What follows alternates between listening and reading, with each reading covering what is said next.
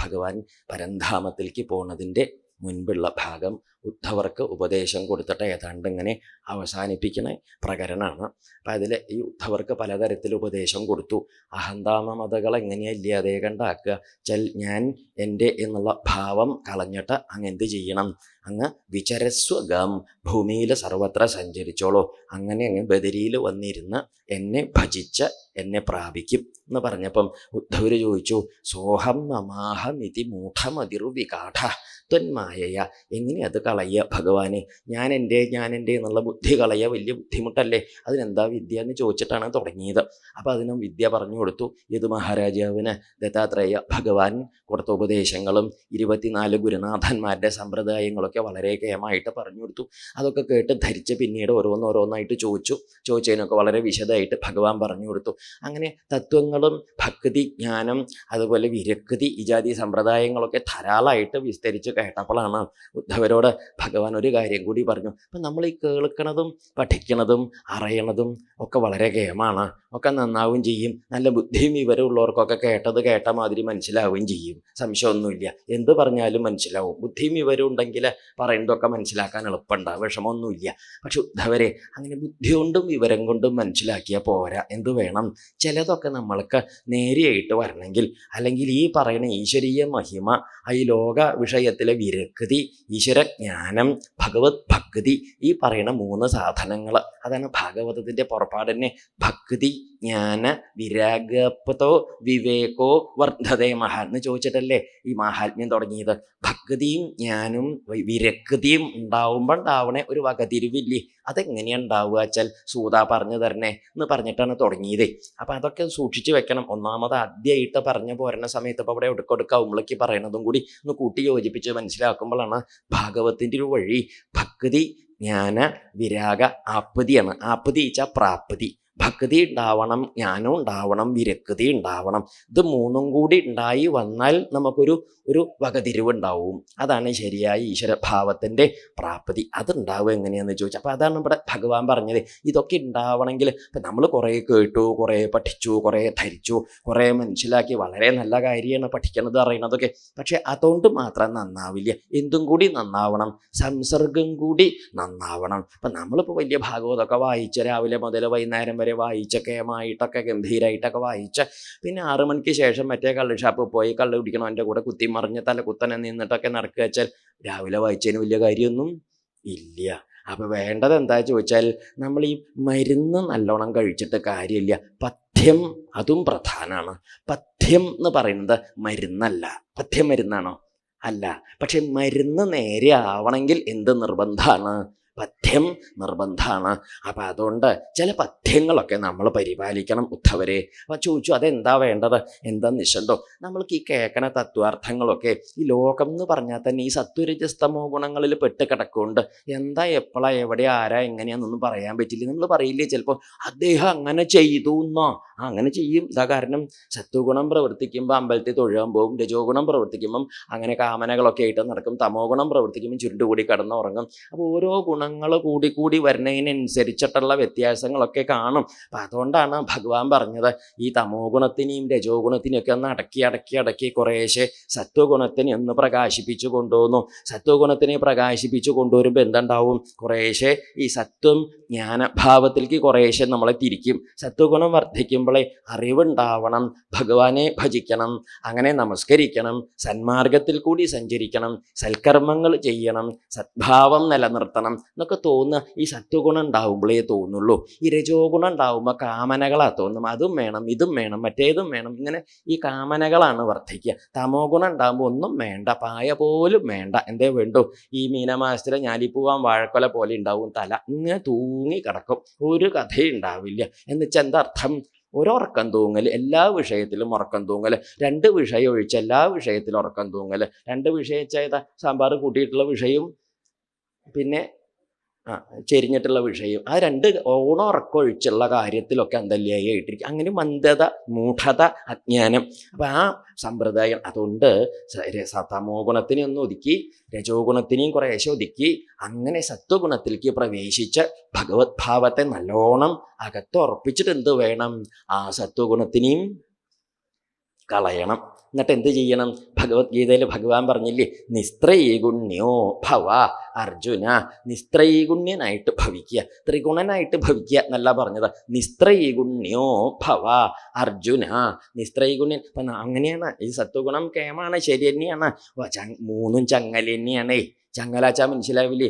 നമ്മൾ മൂന്നാളെ 3 ചങ്ങലേമ്പലാണ് കെട്ടിയിട്ട്, ഒരുത്തിന് ഇരുമ്പിൻ്റെ ചങ്ങലേമ്പൽ, മറ്റവന് സ്വർണ്ണത്തിൻ്റെ ചങ്ങലേമ്പൽ, മറ്റവന് രണ്ടും കൂടി കൂട്ടിയ ചങ്ങലേമ്പൽ. അപ്പോൾ സ്വർണ്ണത്തിൻ്റെ ചങ്ങലക്കാരൻ പറഞ്ഞു, ഒന്നും കൂടി നോക്കുക, അത് എത്ര പവനാ നിങ്ങൾക്ക് ഇഷ്ടമുണ്ടോ ചോദിച്ചു.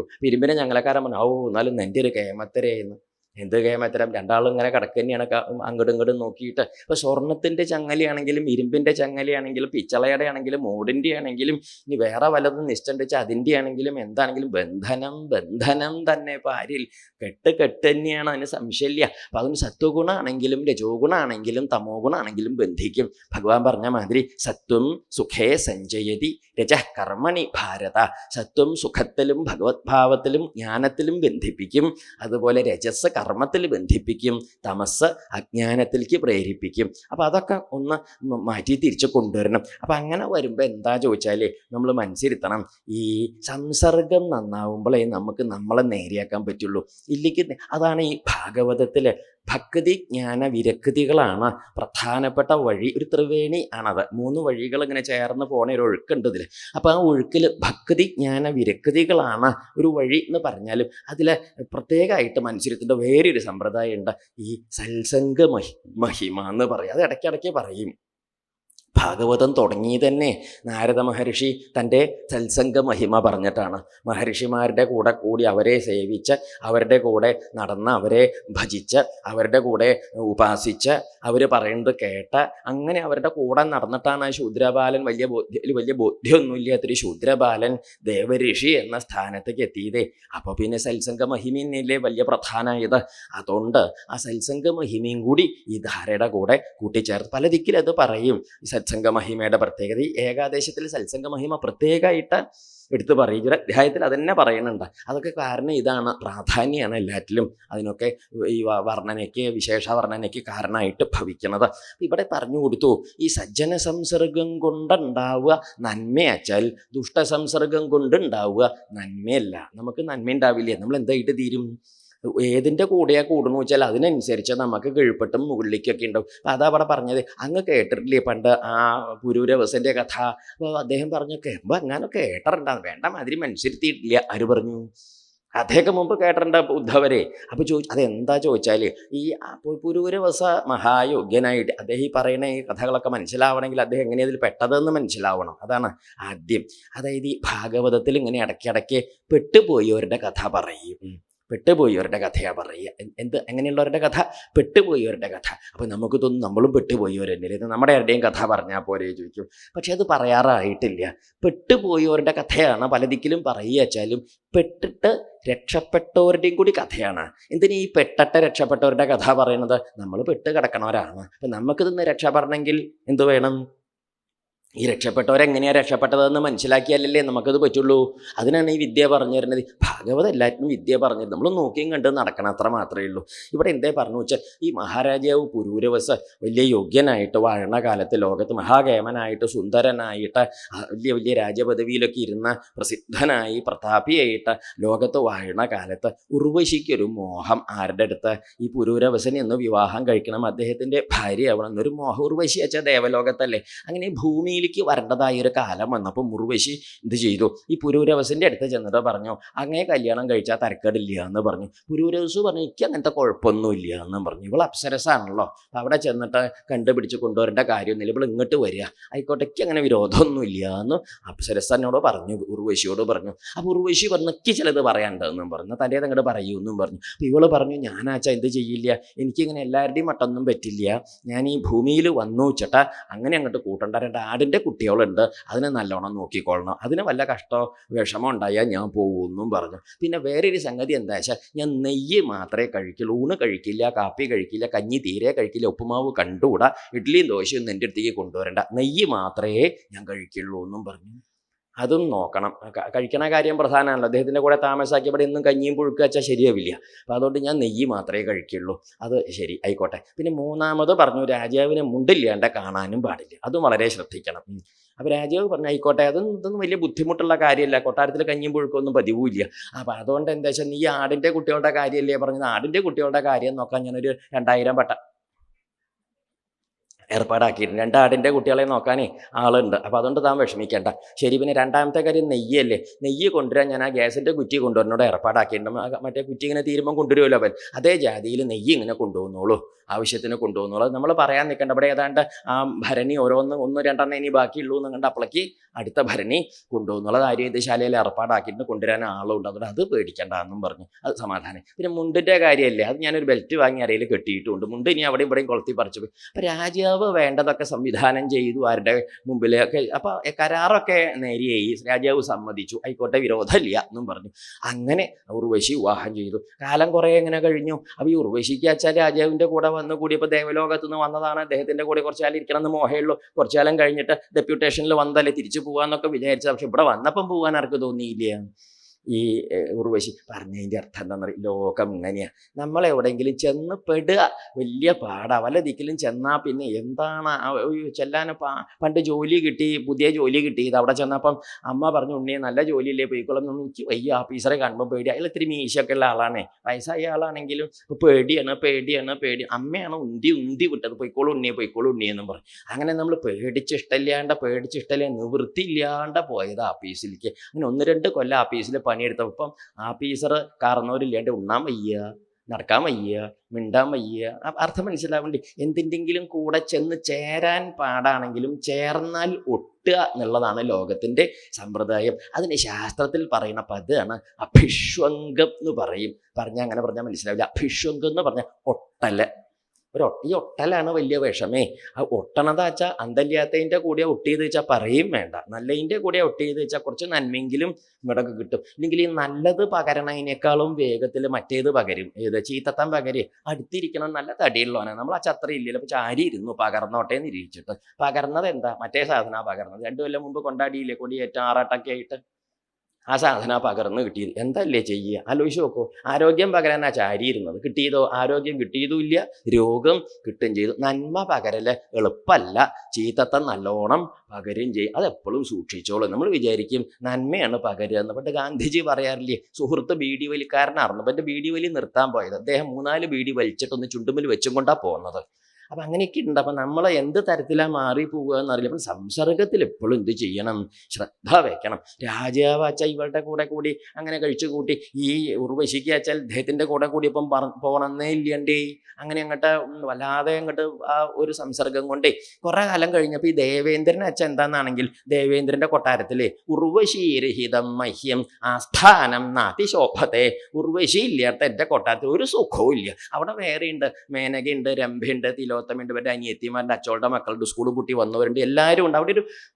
അവിടെ ഇവർ ഈ ഉർവശി ഇല്ലായതുകൊണ്ട് അവിടുത്തെ നിത്യമൊന്നും മുട്ടിയിട്ടില്ല. അപ്പം നിത്യക്രിയകളൊന്നും മുട്ടിയിട്ടില്ല. അപ്പോഴും രാജാവിന് ദേവേന്ദ്രനൊരു അങ്ങനെയുണ്ട്. നമുക്ക് ആരുണ്ടായാലും ചിലരില്ലെങ്കിൽ ചിലതൊന്നും കൂടെ ഭംഗിയാവില്ല അതൊരു ബന്ധനാണ്. എന്താ ചെയ്യല്ലേ, ആലോചിച്ച് നോക്കൂ. ചിലരില്ല വെച്ചാൽ ചിലത് അതുണ്ടല്ലോ, ഉർവശീരഹിതം ഉർവശി ഇല്ലാത്ത എൻ്റെ ആസ്ഥാനം ഈ ചട്നി ഇല്ലാത്ത ഇഡ്ഡലി പോലെയാണ് അങ്ങനെയൊക്കെ പറയില്ലേ. ഇഡ്ഡലി ഒരു കിണ്ണുണ്ട്, ഒരു തുള്ളി ചട്ടണി ഇല്ലേ, നമ്മൾ അതിൻ്റെ മുകളിലേക്ക് നോക്കിയിരിക്കുക എന്നല്ലാണ്ട് എന്തെങ്കിലും ചെയ്യാൻ പറ്റില്ല. എന്നാലോ അങ്ങനെയല്ലേ പതിവ്. വില കൂടിയ സാധനം എന്താ, ഹോട്ടലിൽ ചെന്ന് ചോദിച്ചു എന്തൊക്കെയാ ഇവിടെ കഴിക്കാനുള്ളത്. ഇവിടെ ഇഡ്ഡലി ഉണ്ട്, ദോശയുണ്ട്, വേറെ എന്തൊക്കെയോ പലഹാരത്തിൻ്റെ പേര് പറഞ്ഞു. നമുക്ക് അത്രയൊക്കെ അറിയുള്ളൂ.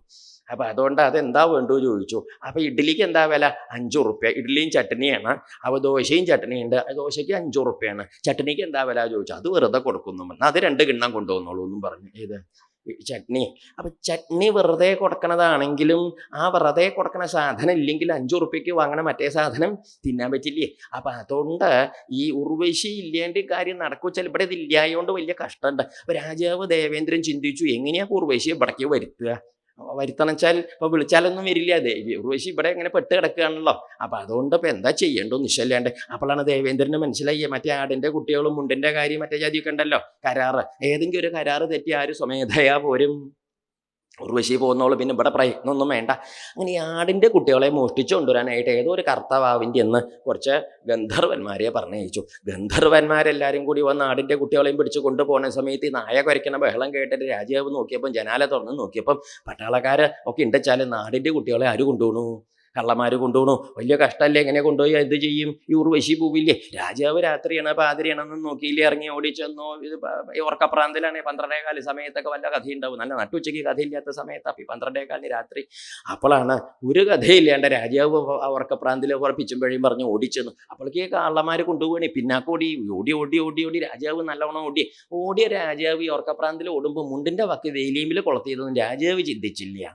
അങ്ങനെയൊക്കെ ഇട്ട രാജാവ് ഓടി ഓടി ഓടിപ്പോയി. മുണ്ടിന് പക്ഷേ രാജാവിൻ്റെ ഒപ്പം എത്താൻ പറ്റിയില്ല, വെയിലി പിടിച്ചു വെച്ചത് കാരണം. രാജാവ് ആ ധൃതിയിൽ അതൊന്നും ആലോചിച്ചതുമില്ല. മുണ്ട് പോയ നമുക്കുണ്ടോ മുണ്ട് പോയതൊക്കെ അറിയണം. ബസ്സിലൊക്കെ കയറി ഇറങ്ങുമ്പോൾ നമ്മൾ ചിലപ്പോൾ ഇറങ്ങുമ്പോൾ പിന്നെ നാട്ടുകാർ സന്തോഷം കൊണ്ട് മുണ്ടായിന്ന് ചുരുട്ടി മടക്കി ഇട്ട് തന്നിട്ട് ബസ് സ്റ്റോപ്പിൽ നിന്നൊക്കെയാണ് കൊടുക്കുക. എന്തെങ്കിലും ആവട്ടെ, രാജാവ് മുണ്ട് പോയതൊന്നും അറിഞ്ഞില്ല. ഓടി ഓടി ഓടി കുറെ കഴിഞ്ഞ് അപ്പം ഈ രാജാവ് ഓടണതും ആടിൻ്റെ കുട്ടികളെ കള്ളം കൊണ്ടുപോകണതും ആകെ കൂടി ഒരു ബഹളം അവിടെയൊക്കെ നടക്കുന്നുണ്ട്. പറമ്പിൽ ഇങ്ങനെ നായ കുരയ്ക്കണോ, ബലജാതി ഒച്ചപ്പാട് രാത്രി ഇങ്ങനെ കേൾക്കണോ, എന്താ നിശ്ചയമില്ല.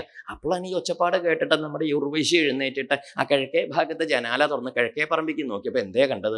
നോക്കുമ്പോൾ ഒന്നും കാണാൻ ഇരുട്ടല്ലേ, കർത്താവല്ലേ. അപ്പോഴാണ് ദേവേന്ദ്രൻ ആ പനയുടെ അപ്പുറത്തുനിന്ന് ബ്രൈറ്റ് ലൈറ്റ് ടോർച്ച് അങ്ങോട്ട് അടിച്ചു.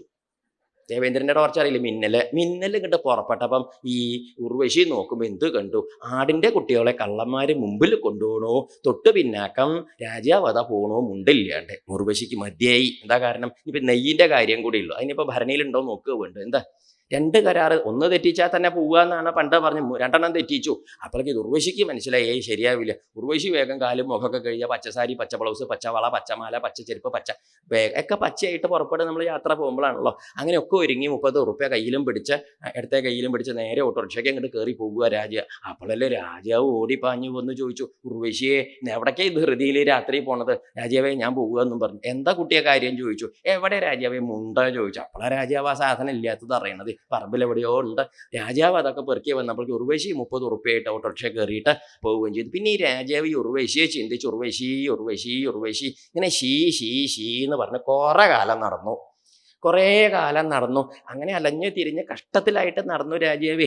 അതാണ് ആ രാജാവിൻ്റെ വിഷമം. അവിടുന്ന് ശേഷമുള്ളതാണ് ഇപ്പോൾ പറയുന്ന കഥ. ഏത് ഇത്രയും കഥ നിശ്ചണ്ടെങ്കിൽ ഇനി പറഞ്ഞിച്ച് രാജാവിൻ്റെ നിലവിളി കേട്ടാൽ നമുക്കെന്ത് 5 ഉറുപ്പ്യ കൊടുത്തു പോരാനേ തോന്നുള്ളൂ, സങ്കടേ തോന്നുള്ളൂ. അങ്ങനെ സങ്കടപ്പെടാൻ പറഞ്ഞതല്ല, അദ്ദേഹത്തിൻ്റെ ഈ അനുഭവം. അപ്പോൾ ഈ ഉർവശി വരണേൻ്റെ മുമ്പ് ഭൂമിയിൽ ജീവിച്ച ആളാണ് ആര്? അല്ല, ഉർവശിയുടെ കൂടെ ഇങ്ങോട്ട് കൊണ്ടുവന്നതൊന്നുമല്ല രാജാവിനെ. രാജാവ് അതിൻ്റെ മുമ്പ് ഇവിടെ നല്ല സമ്പ്രദായത്തിൽ കൊട്ടാരത്തിൽ രാജ്യമൊക്കെ ഭരിച്ച് കഴിച്ച് കൂട്ടിയ ആൾ തന്നെയാണ്. പക്ഷെ ഇവിടെ വന്ന് ഇവളുടെ കൂടെ ഇങ്ങോട്ട് കൂടി ഇവിടെ ഇങ്ങോട്ട് പോയപ്പോൾ ഇപ്പോൾ ഇല്ലാണ്ട വയ്യാന്ന് ആയി. ഇതൊക്കെ തന്നെയല്ലേ ലോകത്തിൽ നമ്മളും ചെയ്യണത്. ഇദ്ദേഹത്തിൻ്റെ ഉർവശി സംസർഗം കുറച്ച് കേമായിട്ട് വഴുത്തി പറഞ്ഞു എന്നല്ലാതെ കണ്ട് എല്ലാവരുടെയും ഉർവശി സംസർഗം പുരൂരവസിൻ്റെ സംസർഗം ഇങ്ങനെയൊക്കെ തന്നെയാണ്. അതായത് ഈ ഭാഗവതത്തിൽ പറയുന്ന കഥകളൊക്കെ ആരുടെ കഥയാണെന്നറിയൂ? പുരൂരവസിൻ്റെയോ? തെറ്റി. ദക്ഷൻ്റെയോ? തെറ്റി. ആരുടെ കഥയാണെന്നറിയൂ? നമ്മുടെ കഥയാണ്. ഈ നമ്മുടെ കഥ നമ്മുടെ മുഖത്ത് നോക്കി പറഞ്ഞാൽ നമ്മുടെ മുഖത്ത് നോക്കിയിട്ട് നമ്മുടെ കഥ പറഞ്ഞാൽ നമുക്ക് ഇഷ്ടാവുക? നമ്മൾ എണ്ണീട്ട് പോവില്ലേ? നമുക്ക് ഇഷ്ടാവില്ല. അപ്പം നമ്മുടെ കഥ വല്ലവരുടെയും കഥയായിട്ട് നമ്മുടെ മുമ്പിൽ പറയുമ്പം നമുക്ക് വലിയ പരിക്കൂല്ല, നമുക്കത് വലിയൊരു അലോഹ്യമില്ല, ഇനിയും കേട്ടിരിക്കാൻ വിഷമമില്ല. ബുദ്ധിയും വിവരം ഉള്ളവനെ കാര്യം മനസ്സിലാവുകയും ചെയ്യും. അല്ലാത്തവനെ പിന്നെ എന്ത് കഥ? ഒരു കഥയില്ലാണ്ട് നടക്കണം, എന്ത് കഥയാണ്? അപ്പോൾ ശേഷം കഥയുള്ളവർക്ക് ഇതൊക്കെ വേണ്ടോ?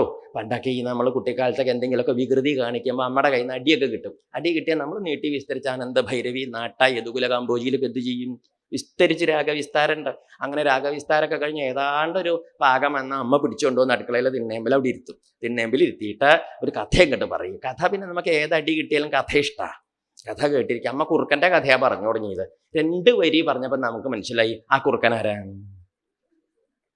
അമ്മ രണ്ട് വരിയേ പറഞ്ഞുള്ളൂ. അപ്പോഴൊക്കെ കാര്യം നമുക്ക് മനസ്സിലായി, ആ കുറുക്കൻ നമ്മൾ തന്നെയാണ്. പക്ഷെ നമ്മൾ മുഴുവനും കഥ അവിടെ ഇരുന്ന് അടി തന്ന അമ്മയാണെന്ന് പോലും മറന്നിരുന്ന് രസിച്ച് കേട്ടു. ശരിയോ തെറ്റോ? ശരിയല്ലേ? ഇത് കഥ കേട്ട് സന്തോഷമായിട്ട് എണീട്ട് പോരുമ്പം നമുക്ക് അമ്മോട് അലോഹ്യം തോന്നിയില്ല. അമ്മ എന്നെ കുറുക്കനെ പോലെയാക്കി, കുറുക്കനോട് ഉപമിച്ചു, കുറുക്കൻ്റെ മാതിരിയാക്കി, കുറുക്കൻ്റെ കഥ കൊണ്ട് എന്നെ അപമാനിച്ചു എന്നൊന്നും തോന്നിയതും ഇല്ല, പറഞ്ഞതും ഇല്ല, ഒന്നുമില്ല. പക്ഷെ ആ കഥയെന്ന് നമ്മൾ എന്ത് മനസ്സിലാക്കി? ഈ ജാതി കുറുക്കൻ്റെ പണി ചെയ്താൽ ആ കുറുക്കനുണ്ടായ ദുരിതം ഉണ്ണിക്കുണ്ടാവും ഉണ്ണി എന്നാണ് അമ്മ പറഞ്ഞത്. നമ്മ പറയാണ്ടേ നമ്മൾ ധരിച്ചു. ഈ അമ്മയുടെ സ്വഭാവമാണ് ഈ ഋഷീശ്വരന്മാരുടെ മഹാമാതൃത. അമ്മമാർക്ക് എപ്പോഴും ഉണ്ണികൾ നന്നാവണം എന്നാണല്ലോ. ഋഷിമാർക്ക് എപ്പോഴും എന്താ വെച്ചിട്ടുണ്ടോ, ലോകർ നന്നാവണം. ആരും കഷ്ടത്തിലാവരുത്, അല്ലെങ്കിൽ ലോകത്തിലൊരാപത്തുണ്ടാവരുത്. അതുകൊണ്ടാണ് ഈ മഹർഷിമാർ അവർക്കുണ്ടാവുന്ന നന്മകളൊക്കെ നമുക്ക് പറഞ്ഞു തരും. ഇങ്ങനെ ചെയ്തോളൂ നന്നാവും. ചില വിഡ്ഢിത്തരങ്ങളും പറഞ്ഞു തരും. എന്താ കാരണം, ഇങ്ങനെ ചെയ്യേണ്ടിട്ട് അപകടം. ആ വിശ്വാമിത്ര മഹർഷിയൊക്കെ രാമായണത്തിലൊക്കെ ഈ വിശ്വാമിത്ര മഹർഷി മുമ്പിലിരുത്തിയിട്ട് ശതാനന്ദം പറഞ്ഞു, ഇദ്ദേഹത്തിന് അറിയോ ഉണ്ണിയോളെ എന്ന് രാമനോട് ചോദിച്ചതാ. രാമൻ പറഞ്ഞ അറിയായി ഒന്നുമില്ല, എന്നാൽ നിങ്ങൾ നല്ലോണം അറിഞ്ഞിട്ടില്ലേ, ഞാൻ പറയാമെന്ന് പറഞ്ഞു വിശ്വാമിത്രയുടെ മഹിമയും കൊണ്ട് പറയാൻ തുടങ്ങി. വിശ്വാമിത്രയാണെങ്കിൽ ആ കറുത്ത കണ്ണടയൊക്കെ വെച്ച് ആ സ്റ്റൂളിന്റെ മുകളിൽ ഇങ്ങനെ ഇരിക്കുക, കാലുമ്പോ കാലൊക്കെ കയറ്റി മിണ്ടുന്നില്ല. അദ്ദേഹം മഹാകേമനാണ്, സാധാരണക്കാരൻ. വിശ്വാമിത്രർ പറഞ്ഞ വലിയ കേമനാണ്. അദ്ദേഹം സാധാരണ മഹർഷിയൊന്നുമല്ല, പണിയെടുത്ത് അധ്വാനിച്ചിട്ട് ആ നിലയിലെത്തിയതാ. അല്ലാതെ എന്തല്ല അച്ഛനും അമ്മയും ആനപ്പുറത്ത് കയറിയതിന്റെ തഴമ്പൊന്നുമല്ല അവർക്ക്. വിശ്വാമിത്രർ നല്ലോണം കഷ്ടപ്പെട്ട് പണിയെടുത്തിട്ടുണ്ട്. അദ്ദേഹത്തിന്റെ കഥകൾ ഓരോന്ന് നല്ല കഥകളും പറഞ്ഞ കൂട്ടത്തില് ഈ മേനകയായിട്ടുണ്ടായ സംസർഗ കഥയൊക്കെ അദ്ദേഹത്തിന്റെ മുമ്പിൽ നമ്മളൊക്കെ മറവെന്നല്ലേ പറയുക. ഉർവശി ഉർവശിയുടെ കാര്യം പറഞ്ഞ് മേനക സംസർഗം കൊണ്ട് അങ്ങനെയൊക്കെ ഉണ്ടായി, അദ്ദേഹത്തിന്റെ തപസ്സിന് ഭംഗം ഉണ്ടായി. രംഭ വന്നപ്പോൾ ക്രോധം ഉണ്ടായി, മേനക വന്നപ്പോൾ കാമം കൊണ്ട് വിഷമിച്ചു എന്നൊക്കെ പറയില്ലേ, അതൊക്കെ പറഞ്ഞു കൊടുക്കും. ഒട്ടും നാണം തോന്നുന്നില്ല, ഒന്നൊരു വിഷമവും തോന്നാണ്ടേ പറയുന്നത്. കാരണം എന്താണെന്നറിയൂ, മഹർഷിമാർക്ക് മറയ്ക്കാനും ഒളിക്കാനും ഒന്നുമില്ല. എന്താ കാരണം, അവരൊരു തുറന്ന പുസ്തകമാണ്. സജ്ജനങ്ങളെ, നല്ല വഴിക്കാൻ നടന്നോളൂ, നന്നാവും. ഞങ്ങൾ പണ്ട് ആ കുഴിയിൽ വീണത് അറിഞ്ഞില്ലേ, ആ ജാതി കുഴിയിൽ വീഴാൻ പോകണ്ട, ഞാൻ പണ്ട് വീണതാ. നമ്മളച്ഛ എന്താ ചെയ്യുക, നമ്മൾ വീണ കുഴിയിൽ വീണതിൻ്റെ ശേഷം കര കയറിയിട്ട് ആ മരത്തിൻ്റെ മറവിൽ നിന്ന് 3-4 ആൾ വരുന്നുണ്ട്. അവരെല്ലാവരും കുഴിയിൽ വീണപ്പോൾ നമ്മൾ ഓടി ചെന്നിട്ട് എന്ത് ചെയ്തു, എല്ലാവരും വീണുമില്ലേ, ഞാനും വീണ കുഴിയാ, പേടിക്കണ്ട. വലിച്ച് കയറ്റാനൊക്കെ നമ്മൾ നാട്ടുകാരുടെ കൂടെ കൂടും, എന്നാലും വീണതിൻ്റെ ശേഷമേ കയറ്റുള്ളൂ. ശരിയോ തെറ്റോ?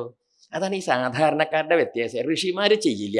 മഹർഷിമാരുടെ ബുദ്ധി വെച്ചാൽ ആ കുഴിയിലേക്ക് അവർ വീണതിൻ്റെ മുമ്പ് അരുത് ഒരു ശീമക്കൊന്നയുടെ വടി അവിടെ കുത്തി വെക്കും, വല്ലവരും വീഴണ്ടാന്നിരിക്കും. ആ ശീമക്കൊന്നയുടെ വടി കുത്തുന്നവരൊക്കെ മഹർഷിമാരാ.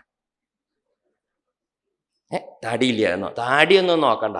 ആ ശീമക്കൊന്നയുടെ വടി പണ്ട് നമ്മൾ വണ്ടി ചാടിയ സമയത്ത് കുറെ നരകിച്ചു, നാട്ടുകാരൊക്കെ കൂടി ഉന്തിയിട്ട് കുറെ സാധനം പൊട്ടിപ്പോയി. നമ്മുടെ ഇതും പൊട്ടിപ്പോയി. നടുക്കുള്ളത് എന്ത്, ഊരയുടെ മറ്റേ കമ്പി പൊട്ടി, ആകെ പൊട്ടി തകർന്നു. അപ്പം നമുക്ക് മനസ്സിലായി ഈ ജാതിയൊക്കെ ആൾക്കാർക്ക് ഉണ്ടായ കഷ്ടമാണ്, തനിക്കോ ദുരിതമായി, തൻ്റെ ജീവിതം കഷ്ടത്തിലായി. ഇനി ഒരാളുടെ ജീവിതം കഷ്ടത്തിലാവരുത്. റോഡിൻ്റെ ഓട്ടയും കുഴിയൊന്നും നടക്കാൻ നമുക്ക് പറ്റില്ല, നമ്മളെക്കാൾ ആഴണ്ട കുഴിക്ക്. അപ്പം അതുകൊണ്ട് അത് പറ്റില്ല. അപ്പം അദ്ദേഹം എന്ത് ചെയ്തു, ആ വഴിവക്കത്തിൽ ശീമക്കൊന്നയുടെ വടി പൊട്ടിച്ചിട്ട് അവിടെ നാട്ടി. അപ്പോൾ നാട്ടുകാർക്ക് മനസ്സിലായി ഇവിടെ കൊടിയേറ്റാൻ കഴിഞ്ഞിട്ടുണ്ടെന്ന്. എന്താ കാരണം, നദിയെ പോകണ്ടെന്ന് അർത്ഥം മനസ്സിലാവില്ലേ. പിന്നെ ആ കുഴി വെള്ളമൊക്കെ താഴ്ന്നപ്പോൾ കണ്ടും അങ്ങനെ വേണം. അപ്പം നമുക്ക് പറ്റിയ ബദ്ധം മറ്റൊരാൾക്ക് പറ്റരുത്, നമ്മൾക്കുണ്ടായ നന്മ മറ്റൊരാൾക്ക് ഉണ്ടാവണം. അത് ഋഷിമാരങ്ങനെ. അതല്ലേ ഭാഗവതം എങ്ങനെയാണ് തുടങ്ങിയത്, സത്യം പരം ധീമഹി എന്ന് ചെന്തർത്ഥം. ഞങ്ങൾ പരമസത്യത്തെയാണ് ധ്യാനിക്കുന്നത്. ഞങ്ങൾ വെച്ചാരാ, ഞങ്ങൾ മഹർഷിമാരെ വേദവ്യാസാദി ഋഷിമാർ ഞങ്ങളെ സത്യസ്വരൂപനെ ധ്യാനിക്കുകയാണ്. സജ്ജനങ്ങളെ നിങ്ങളും ധ്യാനിച്ചോളൂ. ഞങ്ങൾക്ക് ധ്യാനിച്ചപ്പോൾ നന്മയുണ്ടായത് നിങ്ങൾക്കും ഉണ്ടാവും, ധ്യാനിച്ചോളൂ. അല്ലാതെ വേറെ എന്തല്ലാത്ത ധ്യാനിച്ചെന്ന് പറഞ്ഞാലേ കഷ്ടത്തിലാവുകയുള്ളൂ. ഉണ്ടോ, ശരിയല്ലേ പറഞ്ഞു. അപ്പം ഇങ്ങനെയാണ് ഭാഗവതം തുടങ്ങുന്നത് തന്നെ. മഹർഷിമാരുടെ ഈ ഒരു വലിയ വാത്സല്യത്തോടെയാണ്. ശ്രീശുകർ എത്ര വാത്സല്യത്തോടെയാണ് ആ പരീക്ഷത്തിന് പറഞ്ഞു കൊടുത്തത്. പരീക്ഷത്താണെങ്കിൽ 7 ഈസല്യുള്ളൂ വിചാരിച്ചിരിക്കുക. അപ്പോഴാണ് ശ്രീശുകർ പറയുന്നത്, എന്തിനാ രാജാവേ സപ്പതാഹം ജീവിതാവധി എന്നാ ചോദിച്ചു. എന്താ വാചകം കേട്ടാൽ തന്നെ നല്ലൊരു മോട്ടിവേഷൻ. എന്താ പറയുക, നമ്മൾ 7 ഈസല്യുള്ളൂ വിചാരിച്ചിരിക്കുമ്പോൾ ആ ശ്രീശുകർ എന്ത് പറഞ്ഞത് പരീക്ഷനോട്, എന്താ രാജാവ് എങ്ങനെ പരിഭ്രമിക്കണത്, ഖട്ടുവാങ്കൻ എന്ന അല്ലേ ആ മഹാരാജാവിൻ്റെ കഥ അറിയില്ലേ. ഖട്ടുവാങ്കന് എത്ര നേരം കൊണ്ടാ കൊടുത്തത്, ഒരു മുഹൂർത്തേന അത്രയുള്ളൂ. ഒരു മുഹൂർത്തം പറഞ്ഞാൽ 2 നാഴിക 48 മിനിറ്റ്. ആ 48 മിനിറ്റിൻ്റെ കണക്കൊന്നും കൂട്ടണ്ട വെച്ചാലും നമ്മൾ മുഹൂർത്തം പറഞ്ഞാൽ ലേശം സമയമല്ലേ ഉണ്ടായുള്ളൂ രാജാവ്. ആ ലേശം സമയം കൊണ്ട് തന്നെ രാജാവ് എന്ത് ചെയ്തു, എത്തണ്ടേക്കിലെത്തി. അതല്ലേ പറ. അപ്പോൾ പിന്നെ 7 ഈസ് ഉണ്ടെങ്കിൽ നല്ലോണം വിസ്തരിച്ച് അന്തസ്സായിട്ട് പോവാലോ. രാജാവ് എന്തിനാ പേടിക്കണേ, സപ്പതാഹം ജീവിതാവധി. ആ വാക്യം കേട്ടാൽ തന്നെ ആ മഹർഷിയുടെ ഒരു വലിയ വാത്സല്യം മനസ്സും മനസ്സിലാവില്ലേ. അതാണ് പറഞ്ഞത്, ഗുരുനാഥന്മാർ അങ്ങനെയാ, വാത്സല്യം എപ്പോഴും ഉണ്ടാവും ശിഷ്യന്മാരോടെ. അപ്പോൾ ആ ശിഷ്യനായ ശ്രീശുകരെ ഭഗവാൻ വാത്സല്യത്തോടെ പറഞ്ഞു കൊടുക്കുകയാണ്. ഈ പുരൂരവശ ഉർവശി പോയപ്പോൾ എന്ത് ചെയ്തു, അദ്ദേഹം ഇങ്ങനെ ചിന്തിച്ചു, ഉർവശി ഇല്ലാണ്ട് എങ്ങനെയാ കഴിയുക, എങ്ങനെ അഹോമേ മോഹവിസ്താര കാമകശ്മല ചേതസ. അതാണ് എൻ്റെ പ്രധാനം. അഹോമേ മോഹവിസ്താരം, എൻ്റെ ഒരു ഈ മോഹം ച വാക്കിൻ്റെ അർത്ഥം എന്താണെന്ന് പറയും. എന്താ മോഹം, നമ്മൾ ഈ മലയാളത്തിൽ ശീലിച്ചിട്ടേ മോഹം ച നമ്മൾ എന്താ ഇരിക്കുക, മോഹിച്ചു തരായില്ല, അനവധി മോഹിച്ചിട്ടാ കിട്ടിയത് എന്നൊക്കെ പറഞ്ഞാൽ ആഗ്രഹിച്ചു എന്നുള്ള അർത്ഥത്തിലാണ്. സംസ്കൃതത്തിൽ ആ വാക്കിൻ്റെ അർത്ഥം ആഗ്രഹിച്ചു എന്നേ അല്ല. ഈ മോഹിക്കുക പറഞ്ഞ അർത്ഥം എന്താണെന്നറിയോ, തെറ്റിദ്ധരിക്കുക എന്നാണ്. ഈ രജ്ജു സർപ്പഭേദി എന്ന് കേട്ടിട്ടുണ്ടോ, ആ കേട്ടാ പേടിയാവും. അങ്ങനെയൊക്കെ കേട്ടാൽ കാര്യം പറയുക നല്ലത്. ചില ശാസ്ത്രവാക്യങ്ങൾ പറഞ്ഞാൽ പേടിയാവുകയെ. അപ്പോൾ രജ്ജു സർപ്പഭീതി, നമ്മൾ ഈ സന്ധ്യാസമയത്ത് ഇടവഴി കൂടി പോകുമ്പോൾ ആ ഇടവഴിയിൽ കിടക്കുന്ന കയറ് കണ്ടപ്പോൾ എന്താ തോന്നിയത്, പാമ്പാണെന്ന് തോന്നി, പേടിച്ചു, വിറച്ചു, മുണ്ട് നനഞ്ഞു, കഷ്ടത്തിലായി, വല്ലാതെ വിഷമിച്ചു നമ്മൾ അല്ലേ. അപ്പോഴാണ് ആ മറ്റേയാൾ എന്ത് ചെയ്തത്? വലിയ ടോർച്ചായിട്ട് വന്ന് അതിൻ്റെ മുകളിലേക്ക് അങ്ങോട്ട് വീശി നല്ലോണം അങ്ങോട്ട് വെളിച്ചം വീഴ്ത്തി. അപ്പോൾ എന്തുണ്ടായത്? അപ്പോഴാണ് നമ്മൾ അത് കയറാറുന്നു, ഇതെനിക്ക് ആവശ്യമുണ്ട് പറഞ്ഞാൽ നമ്മളത് കക്ഷത്ത് വെച്ച് പോവുകയും ചെയ്തു. ഈ കയറ് കണ്ടിട്ടാണ് മുണ്ട് നനഞ്ഞത്. അതപ്പോൾ അവിടെ നിന്ന് പിഴിയണത്. ആലോചിച്ച് നോക്കൂ. അപ്പൊ പറഞ്ഞതിൻ്റെ അർത്ഥം എന്താ ചോദിച്ചാലേ, ഈ കയറ് കണ്ടപ്പം പാമ്പാണെന്ന് തോന്നിയില്ലേ? ആ തോന്നലിനാണ് ഈ മോഹം എന്ന് പറയുക. നമുക്ക് മലയാളത്തിൽ ഏതെങ്കിലും പാമ്പിനെ കണ്ടിട്ടോ കയറിനെ കണ്ടിട്ടോ മോഹം തോന്നിയിട്ടുണ്ടോ? മലയാളത്തിലെ മോഹ പറയുന്നത് ആഗ്രഹം ഉണ്ടാവില്ല. ആഗ്രഹം തെറ്റിദ്ധരിക്കുകയാണേ. പാമ്പിനെ കയറായിട്ടും കയറിനെ പാമ്പായിട്ടും. കയറിനെ പാമ്പായിട്ട് കരുതിയതുകൊണ്ട് വലിയ വിഷമം ഉണ്ടാവില്ല. തിരിച്ചയച്ചാൽ വിവരം അറിയും. പാമ്പിനെ കയറായിട്ട് കണക്കൂട്ടി കക്ഷത്ത് വെച്ചാൽ എന്താ ഉണ്ടാവുന്നത്? ശരിയല്ലേ അത്? അപ്പൊ ഈ അന്തല്യായ തെറ്റിദ്ധരിക്കില്ല. അതാതിനെ അല്ലാതെ കണ്ട അന്തല്യാണ്ടി ആയിട്ട് കഷ്ടത്തിലാവുക. ഈ ലോകത്തേക്ക് നമ്മൾ ഈ മായാമോഹത്തിൽ ഇവരൊക്കെ എൻ്റെ ആൾക്കാരാണ്, ഞാൻ അവരുടെ ആൾക്കാരാണ്, അങ്ങനെയുണ്ടല്ലോ. ഭഗവത്ഗീതയിലെ ഭാഷ്യം പറയുമ്പോൾ ശങ്കര ഭഗവത്പാദര് തുടക്കത്തിലേ പറയും. ആ 1-ാം അധ്യായം മുഴുവനും ഇങ്ങോട്ട് പറഞ്ഞു കഴിഞ്ഞിട്ട് അതിനൊന്നും ഭഗവത്പാദര് ഭാഷ്യം പറഞ്ഞില്ല. എന്താ കാരണം? അതൊന്നും പറയാനില്ല. അതൊക്കെ നാട്ടുനടപ്പാണ്. എന്ത് നടപ്പ്? ഇതൊക്കെ നാട്ടിൽ കാണുന്നതല്ലേ. അപ്പൊ ഭഗവത്പാദർ അതിനെ ചുരുക്കിയിട്ട് പറയും. എന്താ പറഞ്ഞത്? അർജുനൻ എന്താ ഉണ്ടായത്? അഹമേഷാം മമ ഏതേ ഇതി എന്നാ പറഞ്ഞത്. അഹമേഷ, ഞാൻ ഇവരുടെ ആളല്ലേ. മമ ഏതേ, ഇവർക്ക് എൻ്റെ മുത്തശ്ശൻ, ഗുരുനാഥൻ, അപ്പൻ, വല്യശ്ശൻ, അമ്മാവന്മാര്, അങ്ങനെയൊക്കെയുള്ള അവനവൻ്റെ ആൾക്കാരല്ലേ. ഞാൻ ഇവരുടെ ഉണ്ണിയല്ലേ. ഈ ജാതി ബുദ്ധി അർജുനന്റെ ഉള്ളിലുണ്ടായതാണ്, വിഷമായത്. അതുകൊണ്ടാ ഭഗവാനാ നിപ്പിന് എന്ത് പറഞ്ഞു കൊടുത്തത്? വലിയ മഹിമകളൊക്കെ പറഞ്ഞു കൊടുത്ത് ഭഗവത്ഗീത പറഞ്ഞു കൊടുത്തില്ലേ? അതുണ്ടായത്. അപ്പൊ ഈ ഒരു ബുദ്ധിമുട്ട് തന്നെയാണ് ഇവിടെ ഉണ്ടായത്.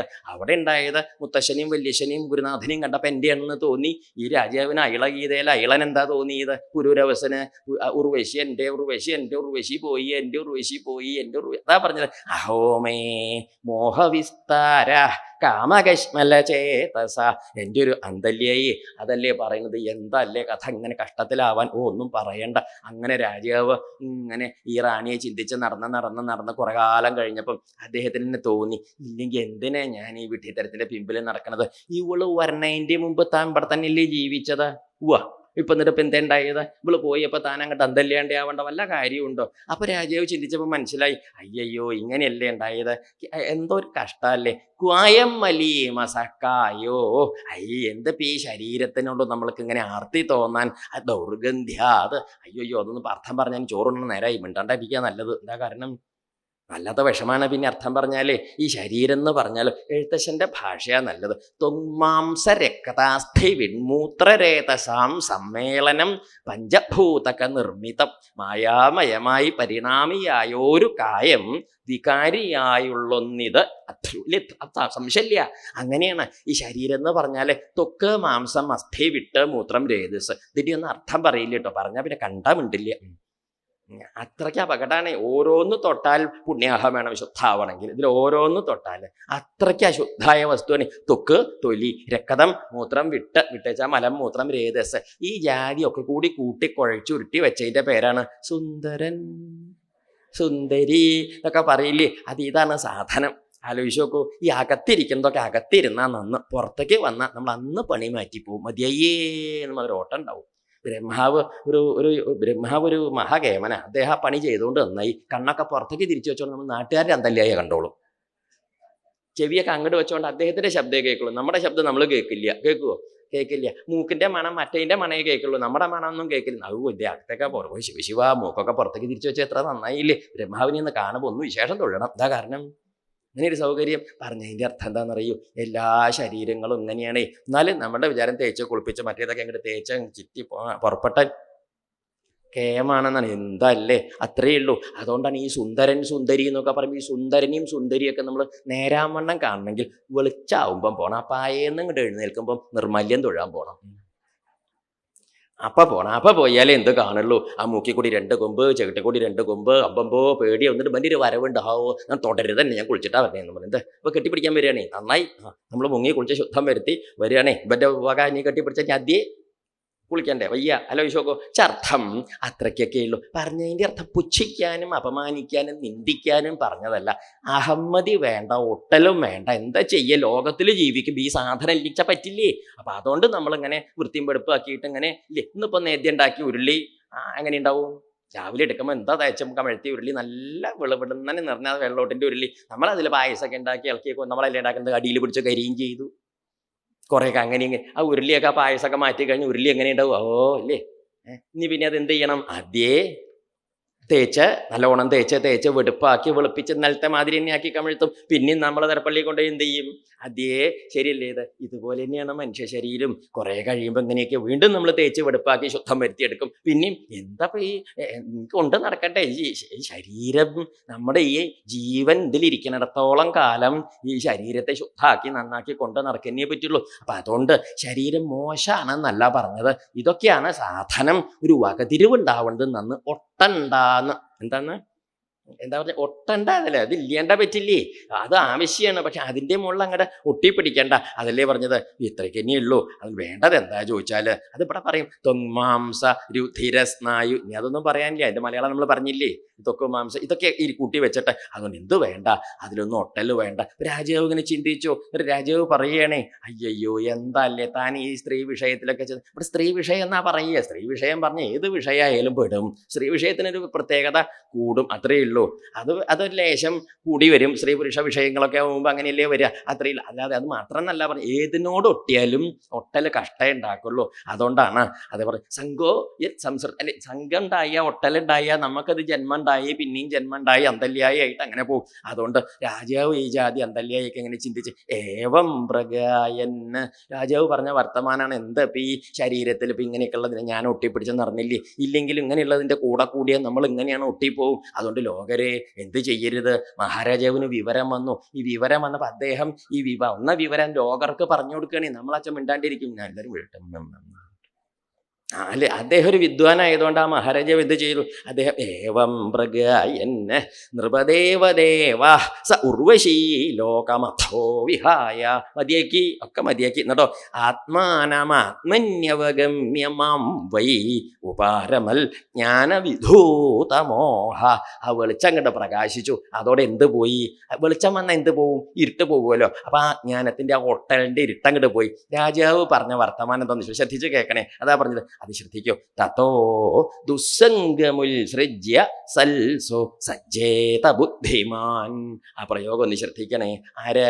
ആ തത്തോ, അത് കാരണം എന്തു വേണ്ടു?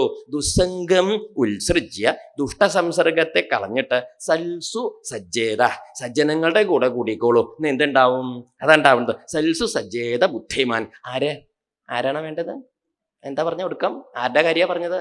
ബുദ്ധിമാൻ, ബുദ്ധിയുള്ളവന്. നമ്മൾ നാട്ടിൽ ബുദ്ധിയുണ്ട് എന്ന് പറഞ്ഞ് നടക്കണ ഒരു ഇഷ്യുണ്ട്. ഈ സാധനം ഉണ്ടോയെന്ന് ചോദിച്ചാൽ ഇല്ലേ. ഭാഗവതം തുടങ്ങുമ്പോഴേ ആ 1-ാമത്തെ അധ്യായത്തിൽ ചില വർത്തമാനം ഉണ്ടായി. ഈ ശൗനക മഹർഷി സൂതനോട് ചോദിച്ചു. എന്താ പറഞ്ഞ? ഭൂരി കർമാണി ശ്രോതവ്യാനി വിഭാഗശ.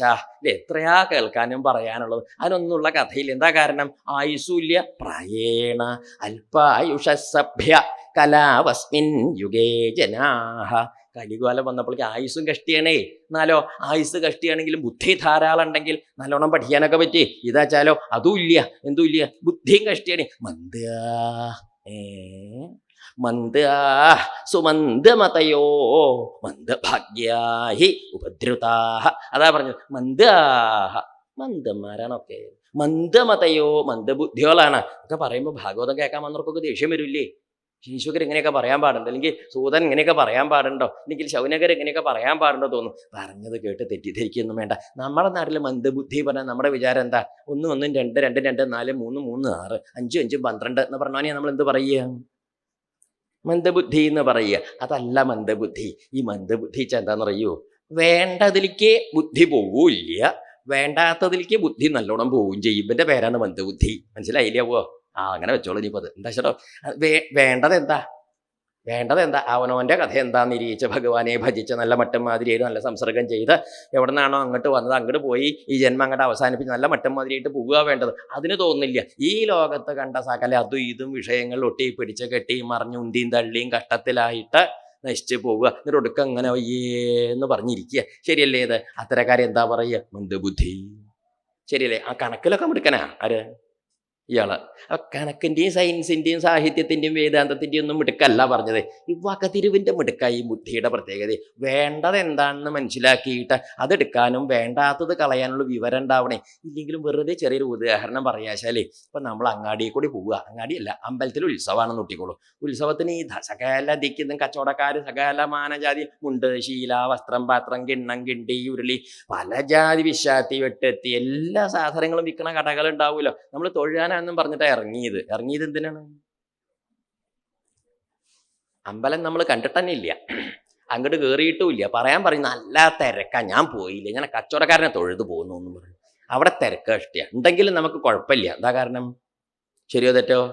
അങ്ങനെയൊക്കെയാണ് നേരമ്പോക്കെ പറഞ്ഞാൽ ഒരാൾ പറയുന്നത് കേട്ടതാ. അവിടെ പോയിട്ട് തൊഴാൻ പോയി. അപ്പം എന്നിട്ട് അവിടെ ചെന്ന് സകല ദിക്കിലും ഇങ്ങനെ നടന്നിട്ട് അവിടെ വല്ല സാധനങ്ങളും കണ്ടാൽ നമ്മൾ എന്ത് ചെയ്യും? ഇതെന്താ വില? അപ്പം അതിൻ്റെ വില കൊണ്ട് വലിയ വിലയൊക്കെയാണ്. നമ്മൾ മടിയിൽ നിന്ന് കാശെടുത്ത് കൊടുത്ത ആ സാധനം. അപ്പം ഭർത്താവ് ചോദിച്ചു, അമ്മൂട്ടിയെ ഇതെന്തിനാ? അതൊക്കെ വേണം. എന്തിനാന്ന് അമ്മയ്ക്കും അറിയില്ല.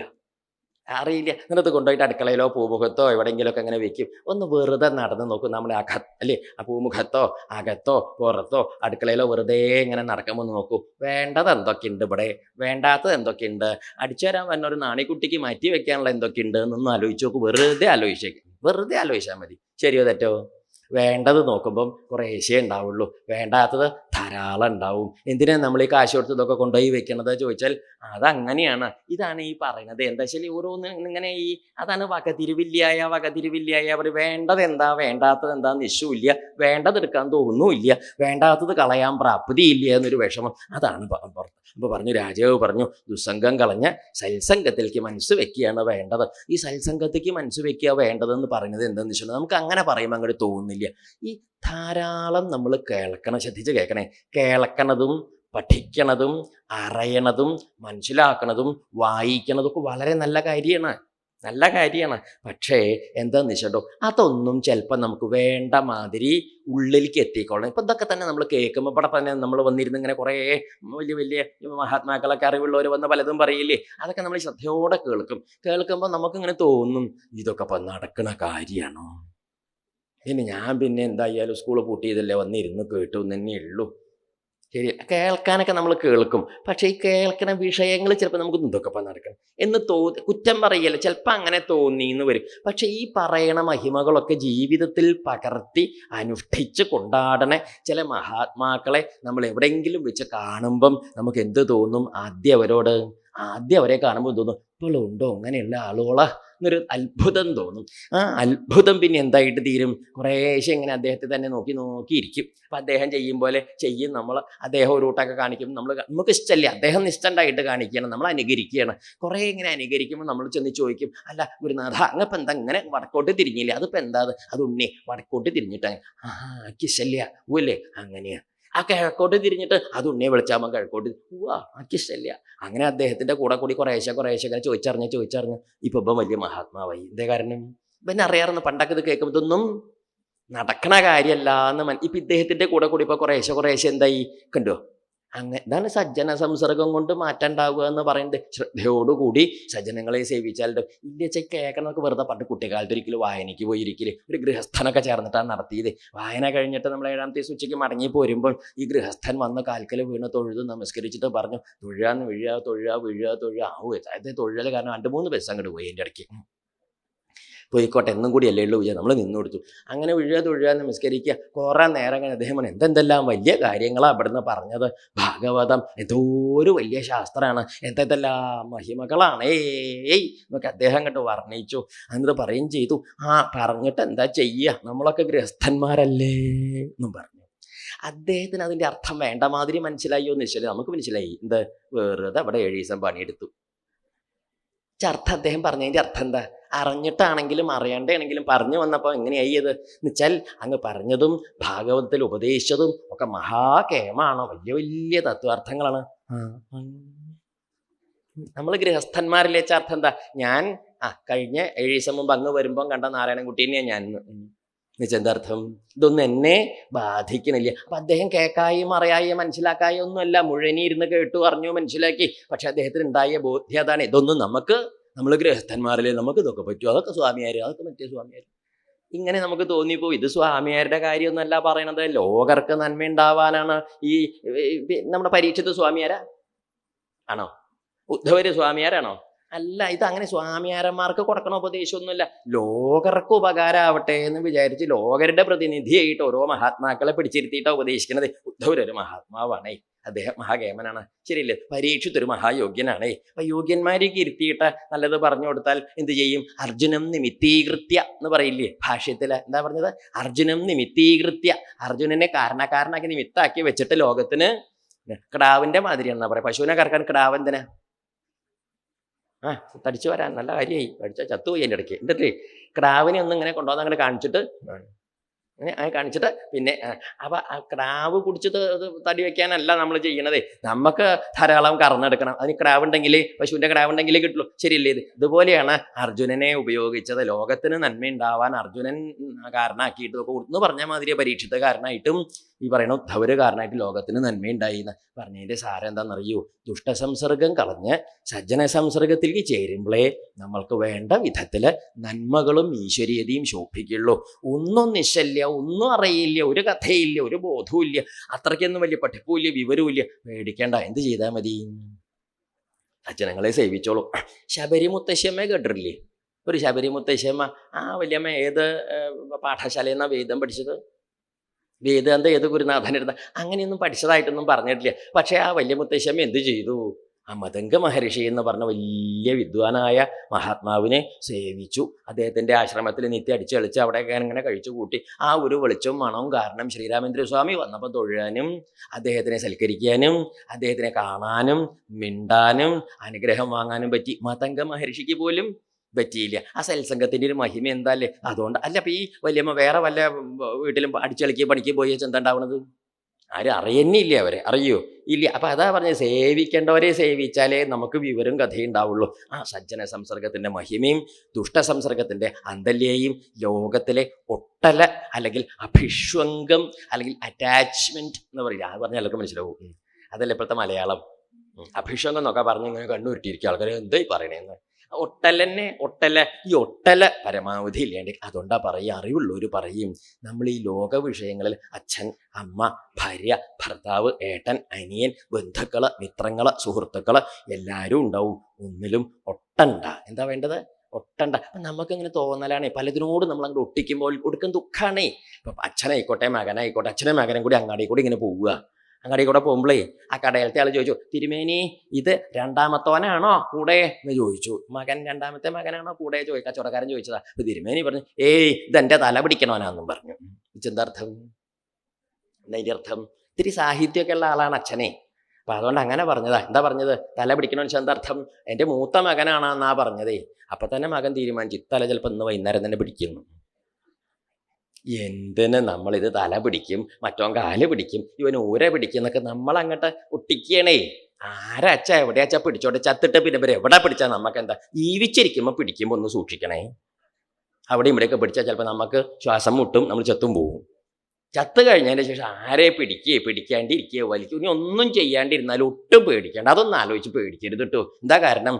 ആ കോർപ്പറേഷനിൽ എത്ര പണിക്കാരുണ്ട്, അടുത്ത വീട്ടിലെ നാരായണനാർക്ക് മൂക്കും ഉണ്ട്, നമുക്ക് എന്തിനാ പേടിക്കണത്? അയാളത് ആരെ അറിയിക്കും? ആരെങ്കിലും ഒക്കെ വന്നെന്ത് മരിച്ച അതിലൊന്നും ചിലരങ്ങനെ ഖേദിച്ചിരിക്കും. ഇനിയിപ്പോൾ എൻ്റെ കാര്യം അപ്പം എൻ്റെ കാര്യം മറ്റവൻ്റെ കാര്യമോ? ശരിയല്ല, എൻ്റെ കാര്യം എന്ന് വേദനിക്കണം മറ്റവൻ്റെ. അപ്പം ആരുടെ കാര്യം ഒരു തീർപ്പും ഇല്ലാത്തതുകൊണ്ട് ആരും അതിനെക്കുറിച്ചൊന്നും ആലോചിക്കണ്ട. മരിക്കണതിനെ കുറിച്ച് ആലോചിക്കണ്ട. ഇരിക്കണ കാലത്തുള്ള കാര്യത്തെക്കുറിച്ച് നല്ലോണം വിചാരം ചെയ്തോളൂ. ഇരിക്കുമ്പോൾ നല്ലോണം നല്ല കർമ്മങ്ങളൊക്കെ ചെയ്ത് ഭഗവാനെ ഭജിച്ചുറപ്പിക്കുക. മറ്റതെന്താ ചാവട്ടെ, എന്തായാലും ഒരു ഈസി വിളക്ക് ഊതിക്കെടുത്തി പോകണം പെടുന്നത്. എന്ത് ശരിയല്ലേ? ഇത് അത്രയേ ഉള്ളൂ. അതെല്ലാവർക്കും ജനിച്ചതിന് മരണം ഉണ്ടാവും, നമുക്ക് അതിൽ ആർക്കായാലും. അതൊരു സത്യം ആയതുകൊണ്ട് അതിൽ വിഷമിച്ചിട്ട് കാര്യമില്ല എന്നാ പറഞ്ഞത്. അപ്പം ഇവിടെ എന്താ ചോദിച്ചാൽ, ഈ മൂത്ത മകനാണെങ്കിൽ അവൻ എൻ്റെ തലപിടി. അപ്പം നമ്മൾ അങ്ങനെ ഒരു വാസന അവിടെ വെച്ചു. അവൻ ഇപ്പം ആ കുട്ടിക്ക് എന്തെങ്കിലും ഉദ്യോഗക്കാരനായിട്ട് അങ്ങോട്ടോ പോകേണ്ടി വരും. വേറെ എന്തെങ്കിലും മക്കളാണെങ്കിൽ അവർക്കും ഉണ്ടാവില്ല, അവരുടേതായ പല കഥകളും ഉണ്ടാവില്ലേ, സാധിച്ചു എന്നൊന്നും വരില്ല. പണ്ടത്തെ മാതിരിയാണ് ഓരോരുത്തർ ജീവിതമായിട്ട് പരാക്രമം കാണിച്ച് പല നാട്ടിലും കഷ്ടപ്പെടുകയാണ്. മോഹല്യ, അമ്മയെ തൊഴണം, അമ്മയെ നമസ്കരിക്കണം, കൊണ്ടാടണം, അച്ഛനെ വേണ്ട മാതിരി കൊണ്ടാടണമൊക്കെ കലശലായ മോഹം അവർക്കുണ്ടേ. പക്ഷെ ജീവിക്കാനുള്ള എന്താ വക വേണ്ടേ? അപ്പം അതുകൊണ്ട് പാവങ്ങൾ അതുണ്ടേ. നോക്കാത്ത ജാതി ഉണ്ട്, ഇല്ല എന്നില്ല, അതുണ്ട്, ഇല്ല അതൊന്നും ഇല്ല എന്നല്ല. എന്നാലും നല്ല ജാതി ഉണ്ടല്ലോ അതിൻ്റെ ഇടയ്ക്ക്. നമ്മൾ വിടാൻ പാടില്ലല്ലോ, വിട്ടുപോയി എന്ന് പറയരുതല്ലോ. അപ്പം അതുകൊണ്ട് നമ്മൾ ഈ അങ്ങടൊരു ഒട്ടലൊട്ടിക്കുമ്പം പിന്നെ നമുക്കത് അസഹ്യമാവുകയാണ്. വേണ്ട മാതിരി ചെയ്തില്ല എന്നൊരു വേദനയായി, വിഷമായി. അതിനൊന്നും പുറപ്പെടണ്ടെന്നാ പറഞ്ഞത്. ആ ഒട്ടൽ വേണ്ട, ആരോടും വേണ്ട. അത് ഇവിടെ ഉർവശി സംസർഗത്തിൻ്റെ ഒരു കാമഭാവത്തിലാ പറഞ്ഞു വെച്ചാലും എല്ലാറ്റിലും എല്ലാം ഓരോ തരം കാമനയാണ്. ഇപ്പം ഇവിടെ കാമിനിയോടുള്ള കാമന വേറെ, പുത്രനോടുള്ള കാമന വേറെ. കാമനകളൊക്കെ ഓരോന്നിനോടാവുമ്പോൾ ഓരോ പേര് പറയുന്നുള്ളൂ. കാമനയൊക്കെ ജാതി കൊണ്ട് കാമനയാണ്. എന്തുകൊണ്ട്? ശരിയല്ലേ അത്? അതുകൊണ്ടാണ് ഈ വേദാന്ത ശാസ്ത്രത്തിൽ പറയും 3 ജാതി കാമന ഒഴിഞ്ഞു പോവില്ല എന്ന്. അതേതാ? അത് അത്രയ്ക്ക് വലിയ മന്ത്രവാദി വന്നാലും ഒഴിഞ്ഞു പോവാത്ത സാധനം അത്. ഏത്? 3 കാമനയുണ്ട്. ഏതാ? അതിന് ഏഷണ എന്നാ പറയുക ശാസ്ത്രത്തിൽ. ഏഷണ, ഏഷണിയല്ല, അത് കുറേ എണ്ണം ഉണ്ട്. 3 എണ്ണം ഉണ്ടല്ലോ, കുറേ ഉണ്ട് ഏഷണി. ഏഷണ ഏഷണാത്രയത്യാഗം എന്നൊക്കെയാണ് ശാസ്ത്രത്തിൽ പറയാം. ഒന്ന് കേട്ട് പേടിക്കേണ്ട. ഏഷണ പറഞ്ഞാൽ ഏതൊക്കെയാണെന്ന് അറിയൂ? പുത്രേഷണ, വിത്തേഷണ, ദാരേഷണ. എന്താ പുത്രേഷണ പറഞ്ഞാൽ പുത്രനോടുള്ള ആസക്തി, അത് പോവില്ല. അങ്ങനെയുണ്ട്. എൻ്റെ മകൻ എന്നൊരു തോന്നൽ, എൻ്റെ മകൾ എന്നൊരു തോന്നലിടും. വിത്തേഷണ എൻ്റെ സമ്പത്ത്, പിന്നെ ദാരേഷണ എൻ്റെ ഭാര്യ. അച്ചേഷണയും അമ്മേഷണയും ഒന്നുമില്ല. അച്ചേഷണ ഉണ്ടോന്ന്? അച്ചേഷണ, അമ്മേഷണ, ഏട്ടനേഷണ, എടുത്തേഷണ, ഓപ്പളേഷണയൊന്നും ഇല്ല. ഈ 3 ഏഷണയാണ് പിടിവിടാത്ത. മറ്റതൊക്കെ നമ്മൾ വിട്ടൊഴിഞ്ഞ് പോരും. ശരിയോ തെറ്റോ? ശരിയാണ്. അതാ പറഞ്ഞത്. അപ്പം ഈ ആസക്തിയാണ് ഈ ഏഷണയുടെ അടിസ്ഥാനം. അപ്പം കാമന ചൽ, പുത്രനോടാണ് കാമന ച വാത്സല്യം എന്ന് പറയും. ശരിയല്ലേ ഇത്? അച്ഛനോടാണെങ്കിൽ പിതൃഭക്തി എന്ന് പറയും, അമ്മോടാണെങ്കിൽ മാതൃഭക്തി എന്ന് പറയും, ഭാര്യയോടാണെങ്കിൽ ഭാര്യയോടുള്ള പ്രേമം എന്ന് പറയും. അടിപിടിയാണ്, എന്നാലും പറയുക എങ്ങനെയാണ്? ശരിയല്ലേ ഇത്? ഇതാണ് ലോകത്തിൻ്റെ കഥ. അപ്പം അതുകൊണ്ട് ഓരോന്നിനോട് ഈ ആസക്തി നമ്മൾ ഒട്ടിച്ചു കൊണ്ടുവരുമ്പം എന്തായിട്ട് അതാണ് ആ ആസക്തി ഭഗവാനോടായാലോ നേരിയായി. അതാണ് വെച്ചാൽ തോന്നൂല്ല. അതാണ് ബുദ്ധിമുട്ടേ. മനസ്സിലാവണില്ലേ? അതല്ലേ പറഞ്ഞത്? ഭഗവാനോട് അങ്ങോട്ട് തോന്നുകയാണ് ഈ ഒരു ആസക്തി. അങ്ങോട്ട് തോന്നിച്ചാൽ നന്നായി. അതുകൊണ്ട് ലോകത്ത് ജീവിക്കുമ്പം നമ്മൾ ഉള്ളിൽ എപ്പോഴും ഒരു ഭഗവത് ഭാവം വേണം. എങ്ങനെ? രാമകൃഷ്ണ പരമഹംസർ പറഞ്ഞ മാതിരി വെളിച്ചെണ്ണ പുരട്ടിയിട്ട് ചക്ക മുറിക്കുക. എന്ത് പുരട്ടിയിട്ട്? വെളിച്ചെണ്ണ പുരട്ടിയിട്ട് ചക്ക മുറിക്കുക. നമ്മൾ മുറിച്ചതിൻ്റെ ശേഷമാണ് ഒക്കെ ശകലിക്കലും പെരണ്ടതിൻ്റെ ശേഷമാണ് പിന്നെ പെരട്ടുക. എന്ത്? വെളിച്ചെണ്ണ. അപ്പോൾ അതൊന്നും കൂടി അവിടെ അമർന്ന് ഒതുങ്ങി പറ്റി പിടിച്ച് കിടക്കും. ശരിയല്ലേ? ഇത് ചക്കട മുളഞ്ഞ കയ്യുമ്പോൾ പറ്റാണ്ടിരിക്കാൻ വെളിച്ചെണ്ണ ആദ്യമേ പുരട്ടിച്ചാൽ വല്ലാണ്ട് പിടിക്കില്ല എന്ന് പറയുമ്പോൾ ഭഗവത് ഭക്തിയുടെ ആ വെളിച്ചെണ്ണ നല്ലോണം അങ്ങോട്ട് പുരട്ടിയിട്ട് ലോകത്തിൻ്റെ ചക്ക മുറിച്ചോളൂ. ലോകത്തിൻ്റെ ചക്കയോ? ഈ ലോക വിഷയങ്ങളിൽ ഇടപെട്ടോളൂ. ഈ മുളഞ്ഞ കയ്യുമ്പോൾ പറ്റി പിടിക്കില്ല, അല്ലാത്തവരുടെ കയ്യുമ്പിലൊക്കെ പറ്റി പിടിക്കും. അതാണ് കഥ.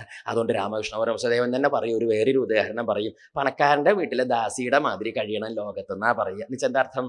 പണക്കാരൻ്റെ വീട്ടിലെ ദാസി പാവം പണക്കാരത്തി പെറ്റിട്ട് മഹിളാ സമാജത്തേക്കാണ് പോയത്. പണിക്കാരത്തിയാണ് കുട്ടിയെ നോക്കി. ഇതൊരു വള്ളിയുടെ വ്യത്യാസമല്ലോ, ചില വലിയ വ്യത്യാസം. അത് ഏതോ പെറ്റത് പണക്കാരത്തിയാണെങ്കിലും കുട്ടിയെ നോക്കുന്നത് പണിക്കാരത്തിയാണ്. ശരിയല്ലേ ഇത്? ആ പണിക്കാരത്തി പാവ സാധു സ്ത്രീ. അവർ രാവിലെ നേരത്തെ കുട്ടിയെ എഴുന്നേൽപ്പിക്കണോ, കുളിപ്പിക്കണോ, ആഹാരം കൊടുക്കണോ, കൊണ്ട് നടക്കണോ, കൊഞ്ചിക്കണോ, ആടിക്കണോ, പാടിക്കണോ, കളിപ്പിക്കണോ, ചിരിപ്പിക്കണോ, കൊണ്ട് നടക്കണോ, വീണ്ടും ആഹാരം കൊടുക്കണോ, അങ്ങനെ എപ്പോഴും എടുത്ത് കരയുമ്പോൾ ഉണ്ണിയെ കരയേണ്ട, അമ്മ ഇതാ വന്നു, അമ്മ ഇതാ വന്നു.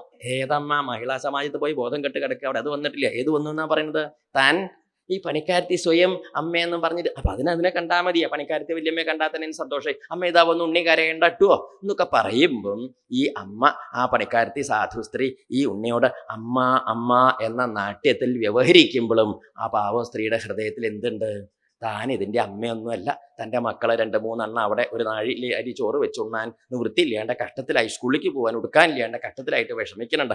അക്കുട്ടികൾക്ക് ഒരു ജീവിതത്തിന് എന്തെങ്കിലും നിവൃത്തി ഉണ്ടാവാനാണല്ലോ ഞാൻ ഈ പണിക്ക് വന്നത് എന്ന പരമാർത്ഥ ബോധ്യം ആ അമ്മയുടെ ഉള്ളിലുണ്ട്. ഈ ഉണ്ണിയോട് അമ്മ അമ്മ എന്ന് പറഞ്ഞ് കൊഞ്ചിക്കുമ്പോഴും പരമാർത്ഥ ഈ ഭാവമാണ് വേണ്ടത്. അത്ര പുറത്തേക്ക് അത്യാസക്തി കാണിക്കുമ്പോഴും അകത്ത് ഈശ്വരീയമായ ഒരു ഭാവത്തിൻ്റെ ഒരു ഉറപ്പും വിരക്തിയും സൂക്ഷിക്കണം എന്നാ പറയുക.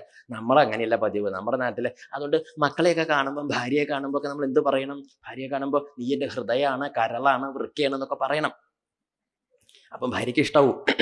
ആന്തരികാവയവങ്ങളുടെ പേര് പറയണം. പല്ലാണ്, നഖാണെന്നൊന്നും പറയരുത്. പിന്നെ ഡൈവേഴ്സ് കഴിഞ്ഞ് പോകും.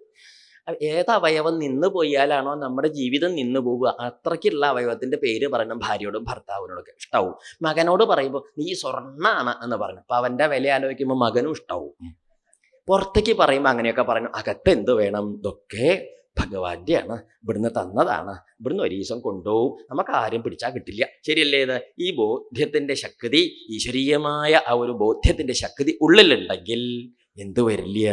ലോകത്തിലെ ജീവിതം വിഷമാവില്ല എന്നാ പറഞ്ഞത്. ഈ തത്വാർത്ഥാണ് ഈ നമ്മുടെ പുരൂരവസിന്റെ വായെ കൂടി ആര് തന്നത്? ഭഗവാൻ ഉദ്ധവർക്ക് കൊടുത്തത്. എന്നിട്ട് പറയും. അപ്പൊ ഉദ്ധവർ ചോദിച്ചു, ഭഗവാനെ എനിക്ക് സംശയം, ഇത്രയും നേരം അങ്ങ് അനവധി തത്വാർത്ഥങ്ങൾ, സാഖ്യം, യോഗം, ഭക്തി, ജ്ഞാനം, വിരക്തി, എന്തൊക്കെ ജാതി ശാസ്ത്രാർത്ഥങ്ങൾ അങ്ങ് എനിക്ക് പറഞ്ഞു തന്നത്. ഞാൻ സംശയം ചോദിക്കട്ടെ, ഈ ഭഗവത് ഭാവത്തിൽ മനസ്സുറപ്പിക്കാൻ പ്രായോഗികമായിട്ട് വല്ല വിദ്യ ഉണ്ടോ? നമ്മൾ ചെയ്യേണ്ടതായിട്ട് വല്ല ക്രിയകൾ വല്ലതുണ്ടോ? ഉണ്ടേ. അതെന്താ അത്? അതിന്റെ പേര് ക്രിയായോഗം എന്നാണ് പറയുക എന്ന് പറഞ്ഞു. അതെന്താ സാധനം? ക്രിയായോഗം സമാചക്ഷുവ ഭവത് ആരാധനം പ്രഭോ. ഭഗവാനെ അത് പറഞ്ഞുതരും എനിക്കൊന്ന്. യസ്മാത്വം യേ യഥാ അർച്ചന്തി സാത്വതാ സാത്വത ഋഷഭ. അങ്ങനെയല്ലേ ഭഗവാനെ ഈ മഹാത്മാക്കളായ ഭക്തന്മാരെ ഭജിക്കണ വിദ്യയല്ലേ ഇപ്പം അങ്ങ് പറഞ്ഞു? അതൊന്ന് പറഞ്ഞു തരൂ. എന്താ വെച്ചാലേ മഹർഷിമാരൊക്കെ അങ്ങനെയാണ് അത്ര അങ്ങേ പ്രാപിച്ചതേ. ഏതദ്വൈ സർവവർണ്ണാനാം ആശ്രമാണാം ച സമ്മതം ശ്രേയസാം ഉത്തമം മന്യേ സ്ത്രീശൂദ്രാണാം ച മാനദ. ഭഗവാനെ സർവവർണ്ണാനാം, ബ്രാഹ്മണനും ക്ഷത്രിയനും വൈശ്യനും ശൂദ്രനും സ്ത്രീകൾക്കും ഒക്കെ ഭഗവാനെ ഭജിക്കാനുള്ള മഹിമയാണ് കേട്ടോ ഇത്. അതുകൊണ്ടാ പറയുന്നത്. അതുകൊണ്ട് ഈ ഭഗവാന്റെ ക്രിയായോഗത്തെ പറ്റി പറയാച്ചാല് കോറ പറയാണ്ട്. എന്നാലും ഞാനൊരു രൂപപ്പെടുത്തി അങ്ങേക്കൊരു അത്യാവശ്യം വേണ്ടതൊക്കെ പറഞ്ഞുതരാം. ആര് പറഞ്ഞു? ഭഗവാൻ പറഞ്ഞു.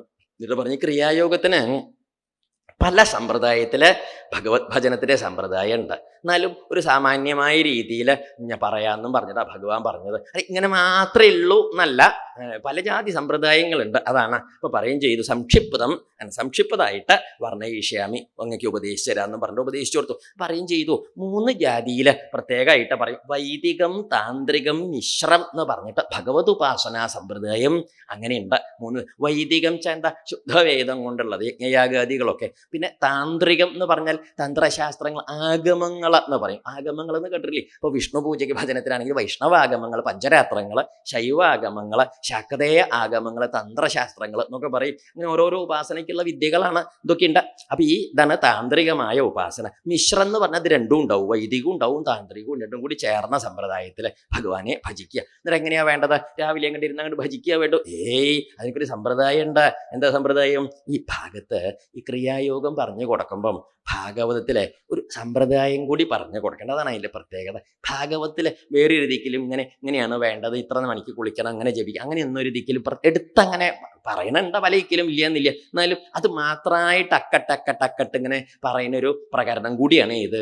ഈ ക്രിയായോഗ ഉപദേശം പറയുന്ന അധ്യായം ശ്രദ്ധിച്ച് കേൾക്കണം. അത് കേട്ടാൽ തന്നെ നമുക്ക് മനസ്സിലാവും എന്താ വേണ്ടത്, എങ്ങനെയാ വേണ്ടത്, എവിടെയാ വേണ്ടത്, എപ്പോഴാ വേണ്ടത് എന്നൊക്കെ മനസ്സിലാവും. ഇവിടെ പറയണം എന്താ പറയുന്നത് അറിയൂ? അതേത് പറഞ്ഞു? ഈ ഇപ്പം ഭഗവാനെ ഭജിക്കുക വെച്ചാൽ എങ്ങനെയൊക്കെ ഭജിക്കാം? ഭഗവാനെ ഭജിക്കാനുള്ള വിദ്യ ഉണ്ട്. അതായത് ആദ്യം വേണ്ടത് വിഗ്രഹത്തിലാവാം ഭജിക്കൽ. അർച്ചായാം സ്ഥണ്ഡിലെ അഗ്നൗ വാ സൂര്യേ അപ്സു, ഇവിടെയൊക്കെ ഭജിക്കാം. എന്ന് വെച്ചാൽ എന്താ അർത്ഥം? അർച്ചായാം വിഗ്രഹത്തിലാവാം, സ്ഥണ്ഡിലെ ഭൂമിയിലാവാം, ഇനി അത് എന്താ വേണ്ടോ? അഗ്നിയിലാവാം, സൂര്യനിലാവാം, വെള്ളത്തിലാവാം, അല്ല ഏത് ഗുരുനാഥനിലാവാം, എവിടെ വേണമെങ്കിലും ശുദ്ധാണ്, കേമാണ് എന്ന് തോന്നുന്ന ദിക്കിലേക്കൊക്കെ ഭഗവാനെ ആവാഹിച്ച് പൂജ കഴിക്കാം. വിഷമില്ല, മനസ്സിലായില്ലേ? അപ്പൊ അങ്ങനെ പൂജ കഴിക്കുമ്പോൾ എന്തോ വേണ്ടു? ആദ്യം ഇങ്ങോട്ട് പോയിട്ട് പൂജ കഴിക്കുകയല്ല, പിന്നെ എന്താ വേണ്ടത്? പറയും പൂർവം സ്നാനം പ്രകുർവീത. എന്താ വേണ്ടത്? പൂർവം സ്നാനം പ്രകുർവീത ധൗതദന്തോങ്കശുദ്ധയേ. അതാ വേണ്ടത്. പല്ലേപ്പ് ഈ ശൗചാദികളൊക്കെ ഇല്ലേ? ശൗചാദികളൊക്കെ കഴിഞ്ഞ് കാലഴുകി ആചമിച്ച് വന്നിട്ട് എന്ത് ചെയ്യണം? പല്ലേപ്പൊക്കെ കഴിഞ്ഞ് പല്ലേപ്പ് പറഞ്ഞാൽ മനസ്സിലായില്ലേ? പല്ലൊക്കെ തേച്ച് ശുദ്ധം വരുത്തിയിട്ട് എന്ത് വേണം? പൂർവം സ്നാനം പ്രകുർവീത. ആദ്യം കുളിക്കണം. അതാ വേണ്ടത്. കുളിയാണ് ആദ്യം. ഈ കുളിക്കണം എന്ന് പറയുന്നത് അത് നമ്മുടെ സമ്പ്രദായത്തിൽ കുളിക്കാതെ ഒന്നും പതിവില്ല. ശാസ്ത്രത്തിൽ പറയും സ്നാനപൂർവാണി കർമാണി എന്നാ പറയുന്നത്. എന്താർത്ഥം? കുളി കഴിഞ്ഞിട്ട് എല്ലാവരും കുളിച്ച് ശുദ്ധമായിട്ടല്ലേ പുറം എന്തിനും. എന്തെന്നല്ല എന്തും. ഇപ്പം നമ്മൾ തലേന്നാളെന്നെ പുറത്തേക്കൊന്നും പോയിട്ടില്ല, രാവിലെ കുളിയും തേവാരൊക്കെ ഞാൻ എൻ്റെ കുടുംബത്തിൽ ഇങ്ങനെ ഇരിക്കുകയാണ്, അവിടെയും ഇവിടെയും പോയി കൂട്ടിത്തോടിയോ വേണ്ടാത്തത് ഒന്നും ഉണ്ടായിട്ടില്ല. അന്ന് കിടന്നുറങ്ങി പിറ്റേന്ന് വിളിച്ചാൽ പണിയിട്ട് അശുദ്ധിയൊന്നുമില്ല. പക്ഷെ ഒന്നുണ്ട്, കുളി അശുദ്ധം. ചെന്തർത്ഥം? കുളിച്ചില്ല എന്നുള്ള അശുദ്ധിയേ ഉള്ളൂ. വേറെ അശുദ്ധിയൊന്നും പുണ്യാഹൊന്നും വേണ്ട. നമുക്ക് എന്തേ വേണ്ടു? കുളിച്ച് ശുദ്ധമായാൽ മതി. അതിന് കുളിയാശുദ്ധം എന്നാണ് പറയുക. കുളിച്ച് ശുദ്ധമായ ഏത് ക്രിയയ്ക്കും നേരെ കടന്നിരിക്കാം എന്നുള്ള മട്ട്. അതുകൊണ്ടാണ് ആ കുളി വളരെ എന്തിനാ ഈ കുളിക്കണത്? പ്രധാനമാണ് കേട്ടോ. പലാരോ ചോദിച്ചില്ലേ, എടോ 3-4 നേരം കുളിക്കില്ലേ, കുളിച്ചോണ്ടൊന്നും തന്നെ മനസ്സൊന്നാവില്ല, പോയിന്ന് കൂട്ടി കുളി നിർത്തി. ആ കഷ്ടമാണ്. എന്താ കാരണം? കുളിച്ചതുകൊണ്ട് തൻ്റെ മനസ്സ് നന്നാവില്ല വെച്ചാൽ വേണ്ട, ശരീരെങ്കിലും നന്നാവില്ല, അടുത്ത വീട്ടുകാർക്കെങ്കിലും നേരാൻ വേണം. മൂക്ക് പിടിക്കേണ്ട നടന്നൂടെ എന്നുവെച്ചാൽ അർത്ഥം എന്താ പറയുക, കുളിച്ചതുകൊണ്ട് മനസ്സ് നന്നാവില്ല, എന്നാലും കുളിച്ച ശരീരെങ്കിലും നന്നാവൂല, അതുകൊണ്ട് കുളി മോശമൊന്നുമല്ലേ, മനസ്സ് നന്നാവാൻ വേറെ വിദ്യ പറയും. എന്ത് അങ്ങനെയൊക്കെ ഉണ്ട്. ബ്രഹ്മചര്യ ദൃഢദാദിഭിര്യമൈ ആപ്ലവാദി നിയമൈശ്ച പാവിതാഹ. പട്ടരിപ്പാട് പറഞ്ഞില്ലേ, ബ്രഹ്മചര്യ ദൃഢതാദിഭിർ, ബ്രഹ്മചര്യാദി നിഷ്ഠകളൊക്കെ ഉള്ളു ശുദ്ധാക്കാനാണ്. ആപ്ലവ കുളി,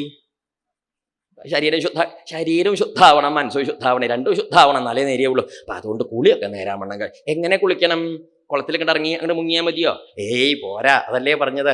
കുളിക്കുമ്പോഴൊക്കെ ശ്രദ്ധയോടെ കുളിക്കണം. എങ്ങനെ വേണം എന്ന് പറയും, ഉഭയൈരപി ച സ്നാനം മന്ത്രൈ മൃദ്ഗ്രഹണാദിഭേ. അത് പ്രത്യേകം ധരിക്കോ. ഉഭയൈരപി ച, രണ്ട് ജാതി കുളിയും കുളിക്കണം. ഒരു കുളി തന്നെ രാവിലെ കുളിച്ചത് എങ്ങനെയാണെന്ന് നമുക്കറിയുള്ളൂ. ഇത് രണ്ട് ജാതി കുളി, രണ്ട് തവണ കുളിക്കുകയല്ല. രണ്ട് ജാതി കുളി എന്ന് പറഞ്ഞാൽ രണ്ട് സമ്പ്രദായത്തിൽ കുളിക്കണം. ആദ്യം മന്ത്രൈ മൃദ്ഗ്രഹണാദിഭി. ഈ മൃദ്ഗ്രഹണം അത് പറഞ്ഞപ്പോൾ മനസ്സിലാവില്ല. മൃത്ത് പറഞ്ഞാൽ മണ്ണാണേ. ഈ പണ്ടൊക്കെ കുളിക്കാൻ ഇന്നത്തെ മാതിരി ആ മണക്കണ സോപ്പൊന്നും തേക്കിയ പതിവില്ല. അതൊന്ന് സോപ്പ് തേക്കിയ ചൊറിഞ്ഞും കൊണ്ട് തേക്കുക, അങ്ങനെയൊക്കെയല്ലേ ഇപ്പൊ പതിവ്. അത് പണ്ട് പതിവില്ല. പണ്ട് ഈ കുളിക്കാൻ എന്താ പതിവ് എന്നറിയോ? പുറ്റുമണ്ണെന്ന് കേട്ടിട്ടുണ്ടോ? ഒക്കെ മനസ്സിലാവുക, പറയുകളൊക്കെ കാരണന്മാർക്കൊക്കെ ഉണ്ടാവും. പുറ്റുമണ്ണ് കുളപ്പരയിലൊക്കെ പണ്ട് എന്തുണ്ടാവും, ഒരു ഇതിലൊക്കെ കൊണ്ടുവയ്ക്കും പുറ്റുമണ്ണ്. അതാണ് ശൗചത്തിനും കുളിക്കാനൊക്കെ പണ്ടതൊക്കെ തേച്ച മെഴുക്കി നല്ലോണം മുങ്ങി കുളിച്ച് ശുദ്ധമായാൽ അത് പണ്ട് വലിയ ചൊറിയൊന്നും ഉണ്ടായിരുന്നില്ല. ചെറിയ ചെറിയ സാധാരണ ചൊറി ഉണ്ടായിരുന്നുള്ളൂ. ഇപ്പൊക്കെ നമ്മളിങ്ങനെ ഒന്നാന്തരം ചൊറിയല്ലേ ചൊറിയണത്. അല്ലേ ശരി, മണ്ണൊരു ഔഷധാണേ. ഈ പ്രകൃതി ചികിത്സക്കാർ കണ്ടിട്ടില്ലേ, ഈ ദേഹത്തൊക്കെ ചില ചികിത്സയ്ക്ക് അവർ പരിഹാരമായിട്ട് ചെയ്യണ്ട ഒക്കെ ഉണ്ട്. അതുകൊണ്ട് തന്നെ മാറുന്നുണ്ട് പലർക്കും, അങ്ങനെയൊക്കെ ഉണ്ട്. അപ്പൊ പറഞ്ഞതിന്റെ അർത്ഥം മണ്ണ് മോശമൊന്നുമല്ലേ, അതാണ്. അപ്പൊ അതുകൊണ്ട് ഈ ശുദ്ധമായ മണ്ണ് തേച്ച് കുളിക്കുക. അത് മൃത്ത്, സോപ്പ് എന്ന് പറയിച്ചാൽ മൃത്ത് പറഞ്ഞാൽ മനസ്സിലാവില്ല. ആദ്യം നല്ലോണം സോപ്പ് തേച്ച് മുങ്ങി അങ്ങോട്ട് കുളിക്കുക, അതാണ് ആദ്യത്തെ കുളി. രണ്ടാമത്തെ കുളിയോ മന്ത്രം കൊണ്ടും കുളിക്കണം. അതിന്റെ മന്ത്രം കൊണ്ട് കുളിക്കുക, ജപിച്ച് തളിച്ച് കുളിക്കുക എന്ന് പറയാം. അവഷ്ഠാദി മന്ത്രമൊക്കെ ജപിച്ച് തളിച്ച് കുളിക്കുക, എന്നാലേ ശുദ്ധാവുള്ളൂ. അപ്പൊ ഇത്രയും മന്ത്രം ജപിച്ച് കുളിക്കുന്നത്, സോപ്പ് തേച്ച് കുളിച്ചാൽ തന്നെ നേരെയാവില്ല. പിന്നെ ഇതൊക്കെ എന്തിനാ ഈ അന്ധവിശ്വാസം? ഈ അന്ധവിശ്വാസം പോത്ത് മുങ്ങും പോലെ മുങ്ങിയിട്ട് കാര്യമില്ല. മനുഷ്യന്റെ എല്ലാ പ്രവൃത്തിയും ശാരീരികവും ആവണം, മാനസികമായ ഏകാഗ്രതയും കൂടി അതിലേക്ക് വേണേ. അപ്പൊ മന്ത്രം കൊണ്ട് കുളിക്കുമ്പം, നമ്മൾ ആ പുണ്യാഹമന്ത്രമൊക്കെ ജപിച്ച് തളിച്ച് കുളിക്കുമ്പം നമുക്ക് ആന്തരികമായിട്ട് ആ മന്ത്രത്തിൻ്റെയും കൂടി ഒരു ശ്രദ്ധ വരും, കുളിച്ചതിലേക്കൊരു ശുദ്ധി വരും, ഒരു മഹിമ വരും. അത് നിർബന്ധ. അതുകൊണ്ടാണ് ഈ രണ്ട് തരം മനുഷ്യന് ഇത്തിരി ബുദ്ധിപരം, കുറച്ച് ആന്തരികമായ മഹിമയും കൂടി എല്ലാറ്റിനും കണക്കാക്കുക. അതുകൊണ്ടാണ് മനുഷ്യന്റെ ക്രിയകൾക്കൊക്കെ എന്ത് പറഞ്ഞത്? മന്ത്രം പറയില്ലേ നമ്മൾ? എല്ലാറ്റിനും മന്ത്രം പറയേ. എന്തിനാ ഈ മന്ത്രം പറയുന്നത്? മന്ത്രം ഇല്ലെങ്കിലും പശുവും പോത്തും എരുമയൊക്കെ ചെയ്യേണ്ട. അതുകൊണ്ട് അങ്ങനെയല്ല, നമ്മൾ അതിൽ നിന്ന് വ്യത്യസ്തരായതുകൊണ്ട് ഇത്തിരി ആ മഹിമ ഒക്കെ പ്രകാശിപ്പിക്കാനും കൂടിയാണ് എന്ത്, അവരുടേതും കവിഞ്ഞ് ഇത്തിരിയും കൂടി ഒരു നന്മ നമ്മൾ കണക്കാക്കേണ്ടത്. യോഗ്യത കൂർണതിനനുസരിച്ച് വേണ്ടതൊക്കെ നമ്മൾ എന്ത് ചെയ്യണം? കാണിച്ചോളണം. അതുകൊണ്ടാണല്ലോ ഈ വൈകുണ്ഠത്തിൽ ചെന്ന് തൊഴാനായിട്ട് ബ്രഹ്മാദി ദേവന്മാരുടെ കൂടെ ഭൂമിദേവിയും ദേവന്മാരൊക്കെ പോയില്ലേ? എല്ലാവരും നല്ലോണം സ്തുതിച്ചു. ബ്രഹ്മാവോ പുരുഷസൂക്തേണ എന്നാ പറഞ്ഞത്. എന്നുവെച്ചാൽ എന്താ അർത്ഥം? അദ്ദേഹത്തിന് വല്ല ശ്ലോകം ചെല്ലാൻ മതിയായിരുന്നില്ലേ ബ്രഹ്മാവിന്? പോരായൊന്നുമില്ല, ഭഗവാൻ ഇഷ്ടാവും. പക്ഷെ ബ്രഹ്മദേവൻ എന്താ ചെയ്ത്? പുരുഷസൂക്തേന ഉപതസ്ഥേ സമാഹിത. അത് എടുത്ത് പറഞ്ഞത് ശ്രീശുകർ എന്തിനാണെന്നറിയൂ? ബ്രഹ്മദേവൻ വേദത്തിന്റെ സ്വന്തക്കാരനാ. അദ്ദേഹമാണ് വേദത്തിന്റെ മൂർത്തിയാണ്. അപ്പൊ അദ്ദേഹം ജപിച്ച് നമസ്കരിക്കുമ്പോൾ വേദം കൊണ്ട് നമസ്കരിക്കണ്ടേ? വേദം ചൊല്ലിയാളോ ഒത്തെല്ലിയിട്ടല്ലേ നമസ്കരിക്കുക? അത് ശല്യാത്തല്ല ശ്ലോകം ചൊല്ലിയിട്ട്, അല്ലാത്തവൻ നാമം ചൊല്ലിയിട്ട്, ഒന്നുമില്ലാത്തവൻ അങ്ങോട്ട് നിശള്ളമാരിയാണ് നമസ്കരിക്കുന്നേ. അപ്പൊ ഓരോരുത്തരുടെ യോഗ്യത എല്ലാറ്റിലും കാണിക്കണം. അതാണ് ഇവിടെ എന്ത് ചെയ്യുന്നത്? മനുഷ്യനാവുമ്പം മനുഷ്യന്റെ വൈശിഷ്ട്യം യോഗ്യതയും പ്രകാശിപ്പിക്കാനാണ്. അങ്ങനെ കുളി കഴിഞ്ഞു. എന്നാൽ കുളി കഴിഞ്ഞിട്ട് എന്താ വേണം? നേരെ അങ്ങോട്ട് ചെന്നിട്ട് അങ്ങോട്ട് പൂജ കഴിക്കാൻ പോവുകയാണോ? അത് പറ്റില്ല, അങ്ങനെ പറ്റില്ല. എന്നാൽ എന്താ വേണ്ടത്? സന്ധ്യോപാസ്ത്യാദി കർമാണി വേദേന ആചോദിതാനിമേ. സന്ധ്യാവന്ദനാദി കർമ്മങ്ങള് വേദേന, അവനവന്റെ ശാഖയ്ക്കും ചരണത്തിനൊക്കെ അനുസരിച്ചപ്പോൾ വേദശാഖയ്ക്ക് യജുർവേദിയോള്, സാമവേദിയോള്, അതല്ല ഇനി ഋഗ്വേദിയോള് അശ്വലയന്മാരെ, കൗഷീതകന്മാരെ, അങ്ങനെയൊക്കെ അവനവന്റെ സമ്പ്രദായങ്ങൾ ഉണ്ടാവില്ലേ? അപ്പൊ അവനവന്റെ ഗുരുനാഥന്മാരെങ്ങനെയാ ഉപദേശിച്ചത്, എനിക്ക് തന്നത് സമ്പ്രദായങ്ങൾ എങ്ങനെയാ നോക്കി അതിനനുസരിച്ച് സന്ധ്യാവന്ദനാദി കർമ്മങ്ങളൊക്കെ ചെയ്യണം എന്നാ. ഈ സന്ധ്യാവന്ദനം ചെയ്യാതെ കണ്ട് എന്ത് ചെയ്താലും നിഷ്ഫലാണെന്നാ പറയുക. അങ്ങനെ ഈ ദേവി ഭാഗവതത്തിലൊക്കെ പറയും, സന്ധ്യാവന്ദനം ചെയ്യാത്തവൻ എന്താണെന്നറിയോ? വിഷഹീനോ യഥോരഗ എന്ന് പറയും. എന്താ? ചേരയുടെ മാതിരിയല്ല. ഇതിന്റെ മാതിരി ചേരാണ്ടല്ലേ? ചേരച്ചന്ത പാമ്പിന്റെ മാതിരിയൊക്കെ ഉണ്ടാവും. ആദ്യക്കാരൊക്കെ കാണുമ്പോൾ ഞെട്ടും. ആദ്യക്കാരല്ലാത്തവർ കാണുമ്പം ചേര ഞെട്ടും. എന്താ കാരണം? കുട്ടികളൊക്കെ കണ്ടപ്പോൾ പേടിക്കും. ചേര ആകൃതിയും പ്രകൃതിയും കണ്ടിട്ട് വിഷമൊന്നും ഇല്ല, അതുകൊണ്ട് ആർക്കും ഒരു വിലയില്ല. ആര്? ചേര. അങ്ങനെയല്ലേ പതിവ്? അപ്പൊ വിഷഹീനോ, നമ്മൾ പാമ്പിനെ കണ്ട പേടിക്കുന്നത് എന്തുകൊണ്ടാ? പിശാത്തി കണ്ടിട്ടാ? പാമ്പിൻ്റെ കയ്യിൽ പിശാത്തി വടി ബോംബൊന്നുമില്ല. പാമ്പിനെ പണ്ടേ നമുക്ക് പേടി. എന്താ കാരണം? പാമ്പിന് വിഷമുള്ളതുകൊണ്ടാണ്. ഇല്ലെങ്കിൽ വിഷമില്ലാത്ത പാമ്പിനെ നീർക്കോലിയെ കണ്ടാൽ നമ്മൾ എന്തെങ്കിലും ബോടാ കൊടുത്തെന്ന് പറയില്ലേ, പുറകൈ കൊണ്ട് അങ്ങനെ തട്ടിയിട്ടാ കുളത്തിലിറങ്ങി മുങ്ങിയത്. നീർക്കോലി പറഞ്ഞു ഓ ഓ നാലോ, അങ്ങനെയുണ്ടോ ഒരു അപമാനം? അതെന്താ മൂർഖം പാമ്പാച്ച എന്താ ചെയ്യുക? ഓ ഒരു അഭിവാദ്യം, ഒരു തൊഴിൽ, നമ്മൾ മുണ്ട് മടക്കി കൊടുത്തൊരു ഓട്ടം. എവിടേക്ക്? ശരിയോ തെറ്റോ? എന്താ കാരണം? അതിന് വിഷമുള്ളതുകൊണ്ടാണേ. അപ്പൊ പാമ്പിനെ പാമ്പാക്കി പേടിപ്പിക്കുന്ന രീതിയിൽ ഒരു നിലയും നിലവാരമാക്കി നിർത്തുന്നതിന്റെ വിഷാണേ. അപ്പൊ വിഷമില്ലാത്ത പാമ്പ് എന്ന് പറഞ്ഞ അർത്ഥം എന്താ? ഒരു കഥയില്ലാത്ത എന്നർത്ഥം. അപ്പൊ പാമ്പിന് വിഷമില്ലാണ്ട പോയി. അതാണ് വിഷഹീനോ യഥോര. സന്ധ്യാവന്തനാദി കർമ്മങ്ങളൊക്കെ നിഷ്ഠയോടുകൂടി ചെയ്യണം. എന്നിട്ട് എന്ത് ചെയ്യണം? ഭഗവാനെ ഭജിക്കാൻ പുറപ്പെടാം. എങ്ങനെയത് പറയുമ്പം ഭഗവാനെ വിഗ്രഹത്തേക്ക് ഭജിക്കുക എന്നൊക്കെ പറഞ്ഞില്ലേ? വിഗ്രഹമാവുമ്പോ പല ജാതി ഉണ്ട്. ശൈലി, ദാരുമയി, ലൗഹി, ലേപ്യ, ലേഖ്യ ച സൈകതി, മനോമയി, മണിമയി, പ്രതിമ, അഷ്ടവിധാ സ്മൃത. 8 ജാതി പ്രതിമയുണ്ട്. ഏതൊക്കെയത്? ശൈലി, കല്ലുകൊണ്ടുള്ള പ്രതിമ. നമ്മൾ അമ്പലത്തിലൊക്കെ കണ്ടില്ലേ വിഷ്ണു ഭഗവാന്റെ ഒക്കെ പ്രതിമ, കല്ലുകൊണ്ട് ശിലാപ്രതിമ. ശൈലി. ദാരുമയി, ദാരുമയി പറഞ്ഞാൽ മരം കൊണ്ട് ഉണ്ടാക്കണ്ടേ. ഈ ഭദ്രകാളി ദേവി ഭഗവതിക്കൊക്കെ ചില ദിക്കില് ഈ വരിക്കപ്ലാവിൻ്റെത് കടഞ്ഞുണ്ടാക്കിയിട്ട് വിഗ്രഹം കൊത്തിവെക്കില്ലേ, അതാണ് ദാരുമയി, മരം കൊണ്ട്. പിന്നെ ലൗഹി, ലൗഹി ലോഹം കൊണ്ട്, പഞ്ചലോഹം കൊണ്ട് വാർക്കുക. സ്വർണ്ണത്തില് വെള്ളിയിൽ എന്നൊക്കെ പറഞ്ഞ പ്രതിമ ഉണ്ടാവില്ലേ? നമ്മൾ പുറത്തൊക്കെ എഴുന്നള്ളിക്കുന്ന തടമ്പില്ലേ, ആനപ്പുറത്തൊക്കെ എഴുന്നള്ളിക്കില്ലേ തടമ്പ്, പഞ്ചലോഹത്തിൽ വാർത്ത തടമ്പ്, അതൊക്കെ ലൗഹി ലോഹം കൊണ്ടുള്ളത്. അതുപോലെ പിന്നെ ലേപ്യ, ലേപ്യ പറഞ്ഞാൽ ലേപനം ചെയ്തിട്ട് ചായം തേച്ചൊക്കെ ഉണ്ടാക്കില്ലേ ചില ദിക്കിൽ, അങ്ങനെയൊക്കെ ഉണ്ട്. ലേപ്യ, ലേഖ്യ ലേഖനം ചെയ്ത് വരച്ചുണ്ടാക്കുന്നത്. സൈകതി, സൈകതം സികതം മണല്, മണ്ണോണ്ടും മണലോണ്ടും. ചിലരൊക്കെ ചില സമ്പ്രദായക്കാരുണ്ട്, പുഴയിൽ കുളിയൊക്കെ കഴിഞ്ഞു, അപ്പോൾ നിത്യദേവാരൊക്കെ ഉള്ളവരാവും. അപ്പോൾ അവരെന്ത് ചെയ്യും? പുഴയുടെ കരയിൽ മണലോണ്ടൊക്കെ എന്താ വെച്ചാൽ അവനവൻ്റെ ദേവാര സമ്പ്രദായം ഉണ്ടാക്കിയിട്ട് അതിലേക്ക് പൂജയൊക്കെ കഴിക്കും. അങ്ങനെയൊക്കെ ഉണ്ട് ഓരോ സമ്പ്രദായക്കാരെ. അതാണ് എന്ത് പറഞ്ഞത്? സൈകതി, സൈകതി സിക്കതം കൊണ്ടുണ്ടാക്കിയത്. പിന്നെ എന്താ പ്രത്യേകത? അതിലിട്ടത് സൈകതി. ഓരോന്നിനും പ്രത്യേകതയുണ്ട്. പ്രത്യേകമായിട്ട് പറയും മനോമയി, അത് മാനസ പൂജയ്ക്കുള്ളത്. മണിമയി, മണികളെ കൊണ്ട്. മരതക ശിവലിംഗം എന്നൊക്കെ കേട്ടിട്ടില്ലേ? അത് വിശേഷാണേ, മണികളെ കൊണ്ട് ഉണ്ടാക്കുന്നതാണ്, വലിയ ഗേമാണ്. അപ്പൊ മണിമയി ഇങ്ങനെ പറയാച്ചാൽ പ്രതിമ അഷ്ടവിധ സ്മൃത. 8 ജാതിയിലാണ് ശാസ്ത്രങ്ങളിൽ പറഞ്ഞിരിക്കുന്നത്. ഇതിലേതെങ്കിലും ഒരു പ്രതിമ എടുത്തിട്ട് അതിലേക്ക് എന്ത് ചെയ്യണം? ചല, അചല എന്ന് പറഞ്ഞ 2 ജാതി ഉണ്ട്. വിവിധ, 2 തരത്തിൽ പറയും. ചല എന്ന് പറഞ്ഞാൽ നിത്യ തേവാരം എന്നൊക്കെ പറയില്ലേ പണ്ട്?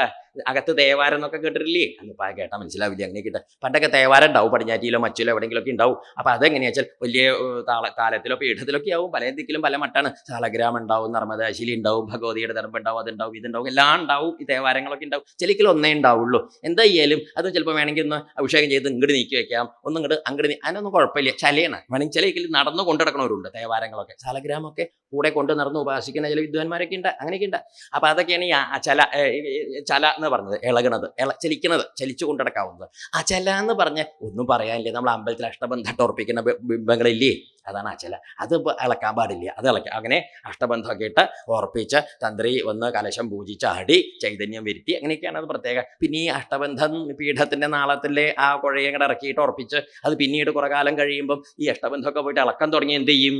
വീണ്ടും എന്താണ് അഷ്ടബന്ധ നവീകരണം, കലശം എന്നൊക്കെ കേട്ടിട്ടില്ലേ? വീണ്ടും ചൈതന്യം വരുത്താൻ ഈ പ്രക്രിയ ചെയ്യും. അങ്ങനെയാണ് അചല, ഇളക്കാൻ പാടില്ലാത്തത്. അങ്ങനെ 2 ജാതി ഉണ്ട് വിഗ്രഹങ്ങൾ. എന്നിട്ട് എന്ത് ചെയ്യണം? ഈ വിഗ്രഹത്തിലേക്ക് ഭഗവാനെ ആവാഹിക്കണം. ആവാഹിക്കുക എന്ന് പറഞ്ഞാൽ എവിടുന്ന് ആവാഹിക്കുക? അവനവൻ്റെ ഹൃദയത്തിലിരിക്കണം ഭഗവത് സ്വരൂപത്തിൻ്റെ ഒരു കല, ഒരംശം അവിടുന്ന് അക്ഷതം കൂട്ടി ആവാഹിച്ച് വിഗ്രഹത്തിലേക്ക് യോജിപ്പിച്ചിട്ട് നല്ലോണം വേണ്ട മാതിരി ചേർത്ത് യോജിപ്പിച്ച് എന്ത് ചെയ്യുക? ജലഗന്ധ പുഷ്പധൂപദീപ നൈവേദ്യാദികളെ കൊണ്ട് വിസ്തരിച്ച് പൂജ കഴിക്കുക, ഭഗവാനെ പൂജ കഴിക്കുക. അതങ്ങനെ അവനവൻ്റെ സമ്പ്രദായത്തിൽ നന്നായിട്ട് പൂജ കഴിച്ച് ഭജിച്ചുറപ്പിച്ച് സർവസ്വം ഭഗവാനെ സമർപ്പിക്കുക. നിവേദ്യങ്ങളൊക്കെ സമർപ്പിച്ച് ഭഗവാൻ ഇഷ്ടപ്പെട്ടതായ സംഗതികളൊക്കെ സമർപ്പിച്ച് ഗീതവും വസ്ത്രവും അങ്ങനെ വേണ്ടതൊക്കെ സമർപ്പിച്ച് സന്തോഷിപ്പിക്കുക. എന്നിട്ട് എല്ലാം കഴിഞ്ഞ് സമർപ്പിച്ച് കൊടുക്കുക. എന്ത് ചെയ്യണം? അതാണ് പ്രത്യേകത. അവിടെ പറയും നല്ലോണം ഭഗവാനെ സ്തവൈ ഉച്ചാവചൈ സ്തോത്രൈ, അങ്ങനെ വേണം. പല ജാതി സ്തുതികളെ കൊണ്ടും സ്തോത്രങ്ങളെ കൊണ്ടൊക്കെ നല്ലോണം നമസ്കരിക്കുക. വൈദികങ്ങളായ സ്തുതികളുണ്ടാവും, അല്ലാത്ത സ്തുതികളുണ്ടാവും. അതൊക്കെ വെച്ച് തൊഴുത് നമസ്കരിച്ചിട്ട് ഒടുക്കം ഭഗവാന്റെ ആ പാദത്തിൽ അങ്ങോട്ട് വീണ് തൊഴണം. എങ്ങനെ വേണം? സ്തുത്വാ പ്രസീദ ഭഗവന് ഇതി. അങ്ങനെയാ വേണ്ടത്. സ്തുതിച്ച് കഴിഞ്ഞിട്ട് എന്ത് വേണം? പ്രസാദിക്കണേ, ഇവിടുന്ന് അടിയന്റെ തൃപ്പാദം അല്ലേ, തലയിലേക്ക് ആ തൃപ്പാദം ഒന്ന് തൊട്ടങ്ങോട്ട് അനുഗ്രഹിക്കണേ എന്ന് പറഞ്ഞിട്ട് ആ കാൽക്കലേക്ക് അങ്ങോട്ട് എങ്ങനെയാ വീഴേണ്ടത്? അതാ പറഞ്ഞത്, ശിരോ മൽപാദയോ കൃത്വാ ബാഹുഭ്യാം ച പരസ്പരം. അങ്ങനെയാ വേണ്ടത്. അത് പ്രത്യേകം ശ്രദ്ധിക്കൂ കേട്ടോ. ആ ശിരസ് ഭഗവാന്റെ ആ പാദത്തിൽ മുട്ടിച്ചിട്ട് ബാഹുഭ്യാം ച പരസ്പരം അഭിവാദ്യം ചെയ്തിട്ട് ആ ഇടത്തെ കൈയും വലത്തെ കൈ ഇങ്ങനെ, ആ വലത്തെ കൈ കൊണ്ട് ഭഗവാന്റെ വലത്തെ പാദം, അതിന്റെ താഴെ ഇടത്തെ കൈ കൊണ്ട് ഇടത്തെ പാദം തൊട്ടിട്ട് എന്ത് പറയണം?